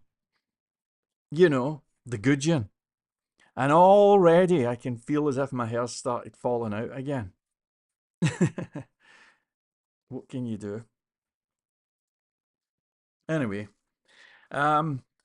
quick. I'm going to talk about watches. If you don't have any questions or comments, by the way, that's all you're going to get from me. Watch talk. We like watches here, you know. So, yeah, I've got about 19 watches that I want to sell, and I'm going to be spending the rest of my day doing watch adverts and posting them on eBay. Thoughts? Hello there, Otis Delarge. Ahoy and welcome. New name. Ding, ding, ding, ding, ding. I think test-driven development is bullshit.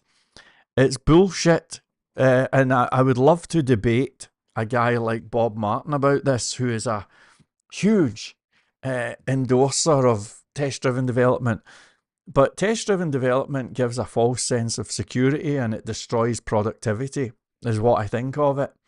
And if I was debating a guy like Uncle Bob, who is quite aggressive. I mean, I don't want to be an aggressive guy, but I've seen him debating people and saying, you're not a professional.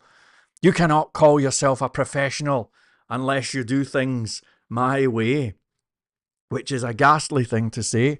If I was in a debate with him and he said that to me, I would say to him, well, your TDD cannot be that effective because your own contact form on your own website happens to be broken.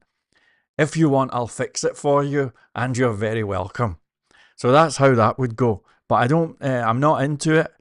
I'm into productivity, and I'm not interested in anything that slows down or hurts productivity. All right. But that's just me.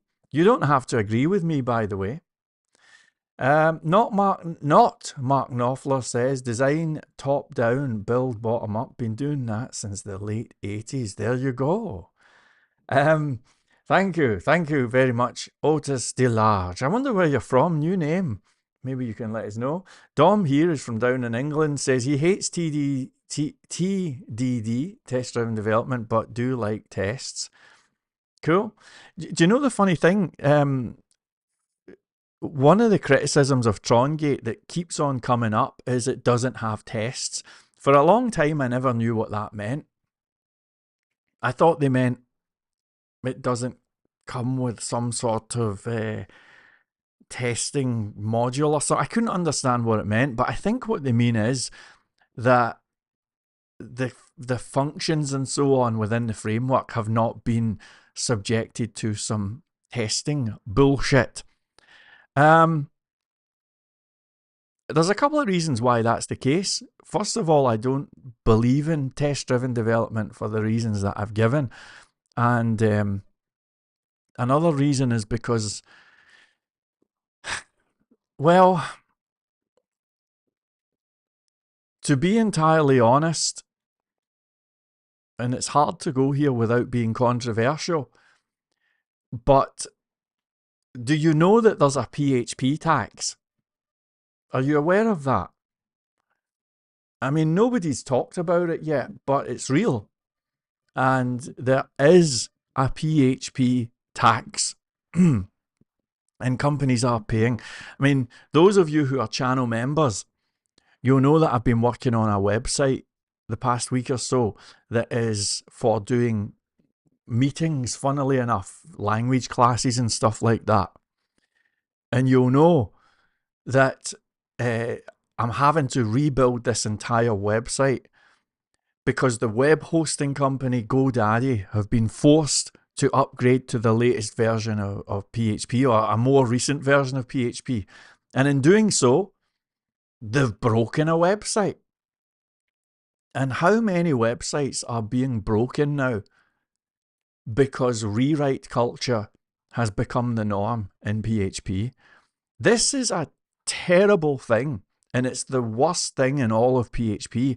Every PHP developer should be going crazy about this, and they should be saying, look, stop breaking PHP.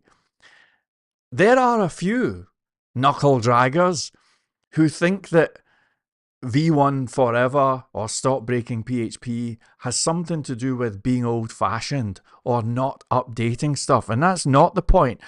I'm constantly, and others, working on this framework of ours. Where we differ is we say, look, you can improve stuff without breaking it. And this is the single, you can quote me on it, this is the single biggest problem with PHP today. PHP is being run and funded by people who have a very clear financial incentive to break PHP. And it bothers me. I don't like it. Now, here's your inside scoop. And this is, you know, I'm just laying it on you. If I do a search on YouTube for Save PHP from Rewrite Culture, I'm going to play one of my own videos. It was from before the time when I started dressing like the Equalizer. But I'm going to play the start of one of my videos and just check it out, and then we'll talk about what this means in a minute, okay? So here we go. Here it comes. I looked at the comments here, and Bjorn says, why is PHP moving more and more to strongly typed language? Why not use languages like Java and C# then? Yes, that's a great comment. And in this video, I'm going to talk about that, and I'm going to talk about what it means. First of all, didn't the conference seem like a bit of a downer? Didn't it look like no fun at all? This is no fun. Where's the cheerfulness? Where's the, hey guys, here's something that's going to make your life amazing. Yay! Where was all of that? No, it was nowhere. No fun. This is no fun. No fun. It is no fun at all. No fun. Instead, we had the same old shit that we are now seeing all too often in the PHP community. Ever get the feeling you've been cheated? Good night. And it is time for the web developer extraordinaire to fire up the dreadful heat ray.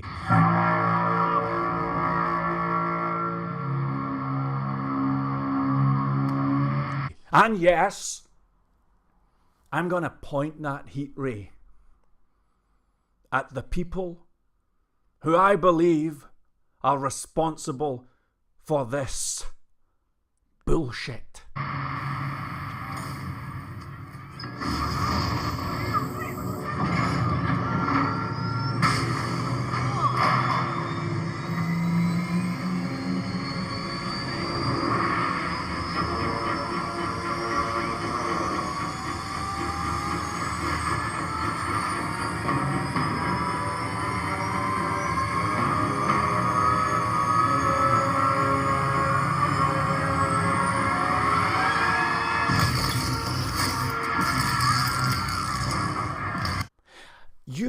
your incredible mind, won't you, for a second, and speculate.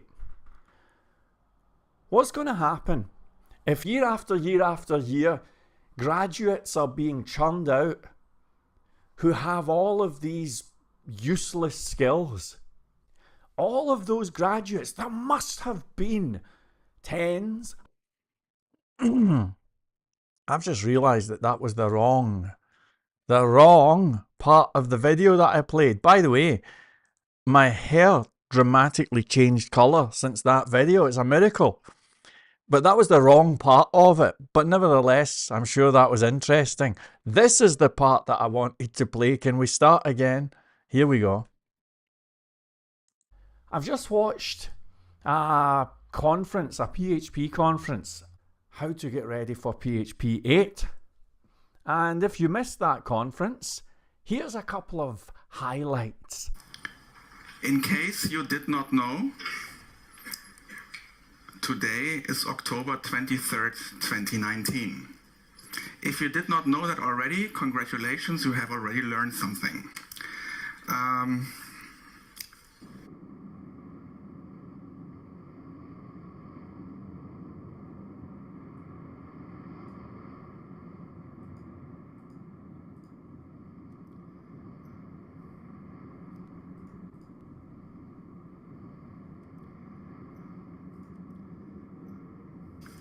Try to be funny. I'm a German, doesn't always work that way.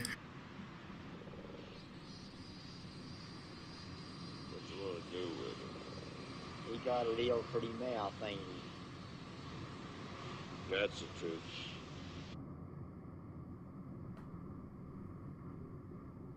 So what I mean by that is, today is October 23rd, 2019. Active support for PHP 7.1 ended 10 months ago. Security support for PHP 7.1 ends at the end of this year. Active support for PHP 7.2 ends in 2 months. And maybe you are beginning to see a pattern. Sorry for being repetitive, but sometimes this needs to be done to actually hammer knowledge into the heads of people. Security support for PHP 7.2 ends at the end of next year.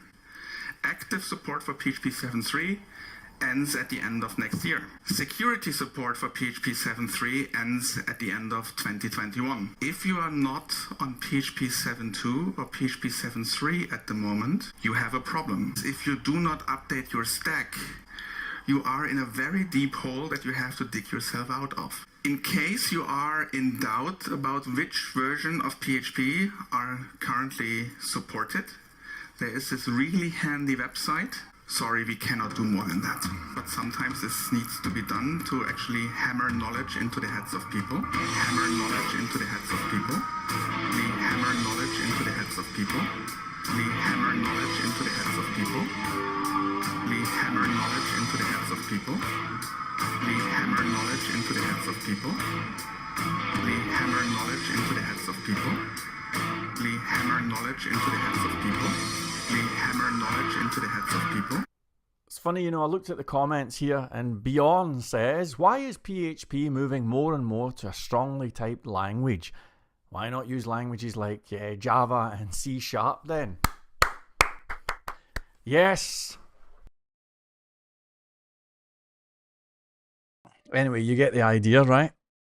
Now, the guy who is the cheerleader, and you just saw that, and perhaps it wasn't particularly graceful, but the guy who was talking about hammering knowledge into the heads of people and cheerleading this, what can only be described as rewrite culture. So PHP is going to be changed here, there, and I felt like he was quite aggressive. Well, it turns out, here's the bit that you didn't know. It turns out he's the guy who wrote the main unit testing library for PHP. Kaboom! Kaboom! So, when I see naysayers saying things like, Trongate doesn't use any, or doesn't have any tests or whatever, the truth of the matter is, I don't want to use anything that guy has written. Because you've seen what he's saying at the conference. He's the rewrite guy. And I don't want to encourage, like, see this countdown thing that I've just built? Today, right now, that is going to be used on one of these websites, one of the many, many PHP websites that is broken because of rewrite culture. There are some developers out there who love this. They want PHP to break all the time because that's how they make their money. But there are a chosen few who do not want that type of business model. I don't need that kind of business model. I would rather just build something and have it last, ideally for 5, even 10 years. That's the kind of PHP that I would like. And it's not daydreaming, nor is it strange or old-fashioned or anything. This is precisely how things like Python operate. For example, Python's been on version 3 for ages. You see what I mean? And so PHP was, let's say, at a fork in the road. And it could have gone the same direction as something like Python, Go, C++, and all of those super cool languages that are doing really well. Or we could have made PHP more like Node.js, which is on about version 23, I think, these days. And foolishly, the guardians of PHP decided, let's make it like Node.js and rewrite it and break it constantly. That is the single biggest problem with PHP today. And for some reason, nobody's talking about this, you know? But the PHP tax is real. And I think that, again, I really don't want to start ranting too much and too aggressively here. We all already have our share of enemies. But I can say in all sincerity that if web development ever was regulated, then I believe that a lot of PHP developers would be at the receiving end of lawsuits. Because when you sell a web application to a client for thousands, maybe even tens of thousands, and you knowingly sell this, fully aware that the thing is going to break in a few months' time, and you're going to be approaching them in a few months' time and saying, your thing's broken, but if you pay us, we'll keep you up to date with all of the latest security patches. That right there is deception.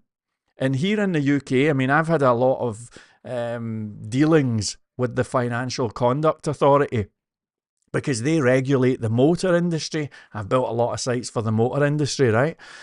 And they don't take kindly to that kind of stuff.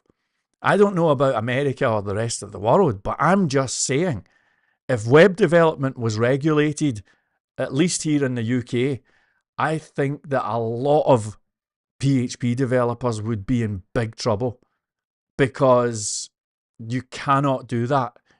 Imagine buying a car, a brand new car, and the guy says with clipboard, I'll see you in 6 months for your new engine. It's just not acceptable. But then if you say, I'll see you in 6 months for your safety check, but it's not a safety check, it's actually you just trying to get another update and to make money. That's unethical, and I don't think that if web development was regulated, I really, really think that you'd be looking at a lot of lawsuits.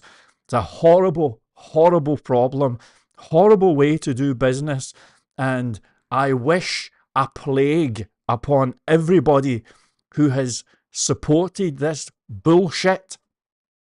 And it just so happens that the main unit testing library was written by the guy that I just showed you. God bless him. Good luck. I've never met the guy or anything. I hope he has a fantastic life, but I'm not using his code, nor am I going to normalize his rewrite culture bullshit because it's bullshit. So does that answer your question? Thank you. Thank you very much indeed. Carl, ahoy to you. What else have we got here? Shibanshi, ahoy to you. Never noticed you. The countdown's pretty neat. Thank you, thank you. Right. So that's my thoughts on TDD. No flaw. Uh, I won't read that. Okay, Otis says, I'm a newish Aussie viewer. Ah, cool. I agree with you about TDD, but a lot of workplace here enforce it nowadays. Yeah, and thank you. Thank you for agreeing. You see that workplace who are enforcing it, they are they're all for the chopping block because you can only, I mean, I'll make some assumptions here. When you look at the jobs market, you'll notice that there's a lot of jobs that have normalized things like agile and DevOps, test driven development. It's all middle management bullshit, all of it. And the trouble with all of that bullshit is that it's just hot air holding it up. The only reason it's being propped up is because you've got recruiters who are on. Now, think about the logic here, right? Imagine Otis, maybe you're a great and experienced developer, okay? So, hail Otis, right? Brilliant developer, years of experience. He's the man, right? Now, if I'm a recruiter and I know that there's a company who are looking for a web developer, and I say to myself, right, I can hire Otis for, say, 70 grand a year, whichever currency, doesn't matter. Let's say 70 grand a year. And I'll get some commission as a recruiter. Or I could hire a scrum master, an agile manager, or some bullshit like that. And I could pay that guy, let's say 40, 50 grand a year. And that guy could then get a couple of developers on board. Instead of giving them 70 grand a year, maybe we can give them like 25 grand a year. Now, sure, the employer is going to be paying a bit more, but I'm going to be getting tons of commission as a recruiter.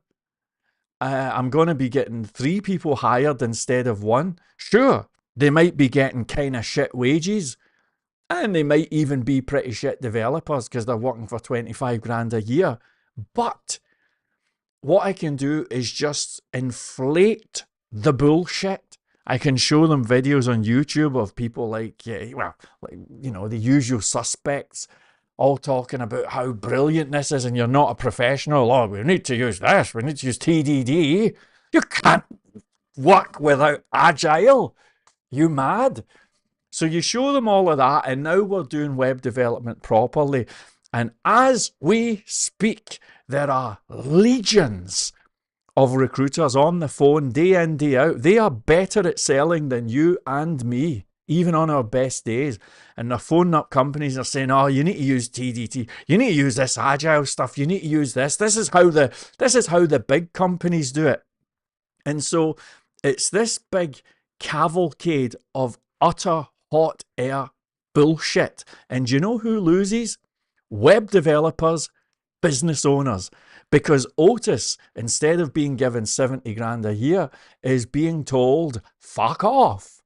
And that's if you're lucky, because if you're unlucky, you end up being hired for these shitty low-paid jobs and you end up bowing down to some fucking school leaver who is not qualified, Otis, to tie your shoelaces. Now you know why Trongate's so unpopular.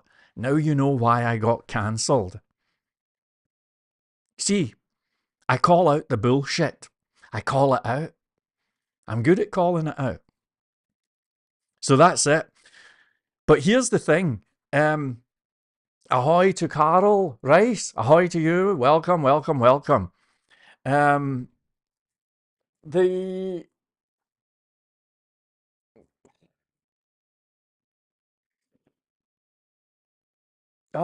fucking done with it, man. I'm fucking done with it. When I see people like not Mark Knopfler, whom I respect, whom I would take a bullet for, saying, I guess TDD is okay if someone else writes the tests, not the developer of the code. You write your own tests and you make your own homework, which is bullshit. Listen, God bless you. Come here and you will always be welcome to a bowl of soup. But with the deepest of respect, you are humouring the bullshit. Humouring it. You see, web developers, they pretty much rule the planet Earth. Maybe we can scale back a wee bit and just say developers. Developers rule the Earth. When you show me a company, like an insurance company, or a car leasing company, I've done a lot of their websites, or pretty much anything beyond a whelk stall, I don't really care about call me ungraceful, but I don't care about the accountants and all of that. They can be replaced in a heartbeat. They're 10 a penny. And although I respect sales, I think that salespeople can be trained. And I think that they can be acquired fairly easily. But to find a developer who is able to just create something out of nothing, like a business, and upload it to the web and make it look good, and then get it to the top of the search engines, and then for them to be able to write compelling headlines, calls to action, and all of that stuff that nobody's talking about. But that guy is the most valuable person in the whole workplace. I remember when I started off back in the mid-90s, I've been on all sides of the interview table, you know. And I remember I started in the mid-90s. I kind of left web development around about the year 2000 after the dot-com bubble burst. And then I re-entered the marketplace and got a job, you know. And I remember when I got a job as a developer, as opposed to running an agency, there was this sense when you walked in the office, like, what does he do? How much should we pay this guy? And nobody really knew. You know, this would have been 2004. Nobody really knew what the salary should be for a developer. And back then, the assumption was, well, it's kind of the same level as a bookkeeper, let's say. So, you know, give them that type of price. But oh, how things changed. Because from 2004 to about 2012, it became very obvious that the web developer is actually, and I'm going to say it, the most important member of the team. And so web developer salaries went through the roof, and they peaked around about 2012 to 2015. This was a great time to be involved in development. But then what happened is developers became a little bit too powerful. I mean, we can't have, everybody has a story of some company, you know, or some guy who was going to get fired and he says, I'm not giving you the passwords. Now, I've not done that ever. I've never been involved in anything like that. But we all know about these types of things. And we all know, for better or for worse, these stories about developers who just left and said adios, and it really caused problems, you know. I could give you examples all day. And so what became fairly obvious is that the web developer was the most important member of the team. I don't really give a shit if you're a, you know, insert job title. You're not as important as the developer, 9 times out of 10. But the trouble is that this made managers irrelevant. You know, talking about those unskilled school leaver types who like to control people. and web developers got a bit too powerful. So how do you get the developers back in line? How do we bring them back down and put them back in their place? Well, one thing you can do is you can start peddling some horse shit about industry standards and how you need to use things like Agile, DevOps, TDD, and all of that stuff.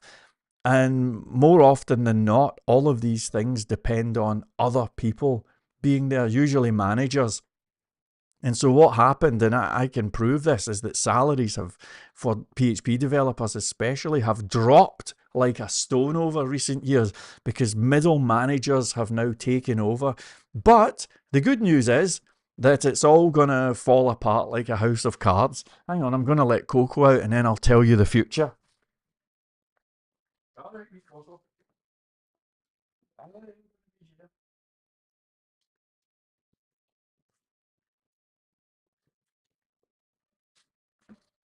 So the vibe is you show me a developer who is competent and hardworking, and put that developer against a team of, say, 4 or 5 developers who are using all of these bullshit TDD, Agile, DevOps frameworks, which I consider it all the same thing. I use the word framework meaning a framework for doing business, right? But the lone developer will always be faster. The lone developer will always be far more productive and just better. And I think that what's going to happen is that everything I'm saying here is right. I mean, I wish it were not so sometimes, but I'm absolutely right. And can you imagine the amount of business owners out there who are just feeling pissed off right now because they've been ripped off by recruiters who have crowbarred them into these situations where they're hiring teams of 4 or 5 people with a manager, and they're getting nothing done. You know, I could show you companies right now, right this minute, I could show you companies that have gone in team-handed, and I could show you their websites and give you their names and addresses, and nothing has changed 1 year later. Nothing has changed. Zero progress. And it's because the bullshit is bullshit and it doesn't work. And what I would say to my good friend, not Mark Knopfler, is that when you're dealing with bullshit, don't traffic in nuance. Don't be the guy who says, well, it's kind of good sometimes, you know. I'm not a fan, but blah, blah, blah, blah, blah. No, call it out for what it is. It's bullshit. And anybody who thinks I'm going to be losing business with that, you're mistaken. Business owners love Trongate because Trongate is the only framework that stands against the bullshit. That's a fact. It's the only PHP framework where we say, look, we value stability. Sure, we might be 20 times faster than Laravel and Symfony, but the truth of the matter is that stuff doesn't really matter that much. What matters is stability. We value stability. We value simplicity. And we value things being easy. Kind of crazy ideas, right? Kind of crazy. Anyway, I'll check out a few more of your comments before I hit the road here. I feel like freelancing for small businesses is the holy grail of web development. Maybe it's a case of the grass being greener because I'm a corporate code monkey, but it feels like the least BS in web development. Absolutely. Absolutely. It's the way to go. Good comment. That was from Otis, by the way. Now, not Mark Knopfler, let's see. Says, there's just no way I would ever work in web dev. Too much bullshit. But I'd never get hired anyway. I wouldn't be able to keep my mouth shut. Well, welcome to my world. I would not get hired either, thank God. Now, here we have Sathwick New name, ding, ding, ding, ding, ding, ding, ding. Can you please make a Python tutorial for absolute beginners? I'd be happy to learn from an experienced programmer. I don't know Python. I wish I did. But if you find a good tutorial, let me know. I'd love to learn Python. Anyway, I think that's me. I want to give you a huge thank you for being here and all of that stuff. I really appreciate it. I'll probably delete this video. I always delete them when I start ranting. But somebody mentioned test-driven development. It's all bullshit. In conclusion, it's all bullshit. And use Trongate. Trongate's the only sign of hope there is, quite frankly. Everything else, bullshit. Thank you. Oh, by the way, I'll leave you with one more thing just before I go. I want to leave you with a little screenshot that I think you may find interesting. Do we have it? Do we have the screenshot? Ah, here we go. I do have a screenshot. Okay. So I'm going to show you why Trongate is so fast. And I think it's nice. I mean, it's one thing to look at benchmarks, you know, but it's another to actually see what's going on under the hood. And I want to show you this just before I go. So let me just, in 2 seconds, show you a little page that you might find interesting. All right, here we go. So I presume that you've seen this, right? This highly controversial chart here. If you like fast benchmarks, you'll love Trongate. And here they are in table form. And that's nice, but it doesn't really mean anything. I mean, it's just a chart, you know. How can you... It's hard to visualize what this actually means. So I'm going to leave you with something that requires no explanation, probably. But this is Laravel. This is all of the stuff that gets loaded. And I have to say thanks to my friend Derek. Derek has contributed to the Zend framework and he is technically brilliant. He managed to get this for me. And this is a default vanilla version of Laravel. And this is all of the stuff that gets loaded. I can zoom in if you want. And this is it here. So there's Laravel for you right there. Look at all of the stuff. Now I've spent time looking at this and I must confess I'm a bit confused by it. And if you can follow that, then you're a better developer than me. But that's what happens with a basic, bare bones version of Laravel. Now I'm going to show you the same thing. And it's going to be a fully loaded installation of Trongate. All of the helpers will be loaded. All of the form helpers and everything. Sessions will be enabled. All of the database stuff ready to go. Everything. So this is what Trongate looks like. There it is. Can you see the difference? So I hope that that diagram helps to show you folks in a visual manner, and hopefully a manner that's a little bit more meaningful than just some benchmarks chart, the difference. And I hope that some PHP developers are not insensitive to the difference, because the difference is huge. So what do you think is going to be the most robust? This? Okay? Or this? You be the judge. Anyway, thank you once again for passing by. I apologize if that was a little bit of a rant. I do apologize. This is the age of integrity, so I'm trying my hardest to be graceful. Believe it or not, and I'll continue to try. All right, Sathwik It's an Indian name. Well, thank you, man. It's a beautiful name and you're very welcome. Once again, folks, thanks for being here. Have a great day, whatever you're doing, and I hope we can do this again sometime. Take care.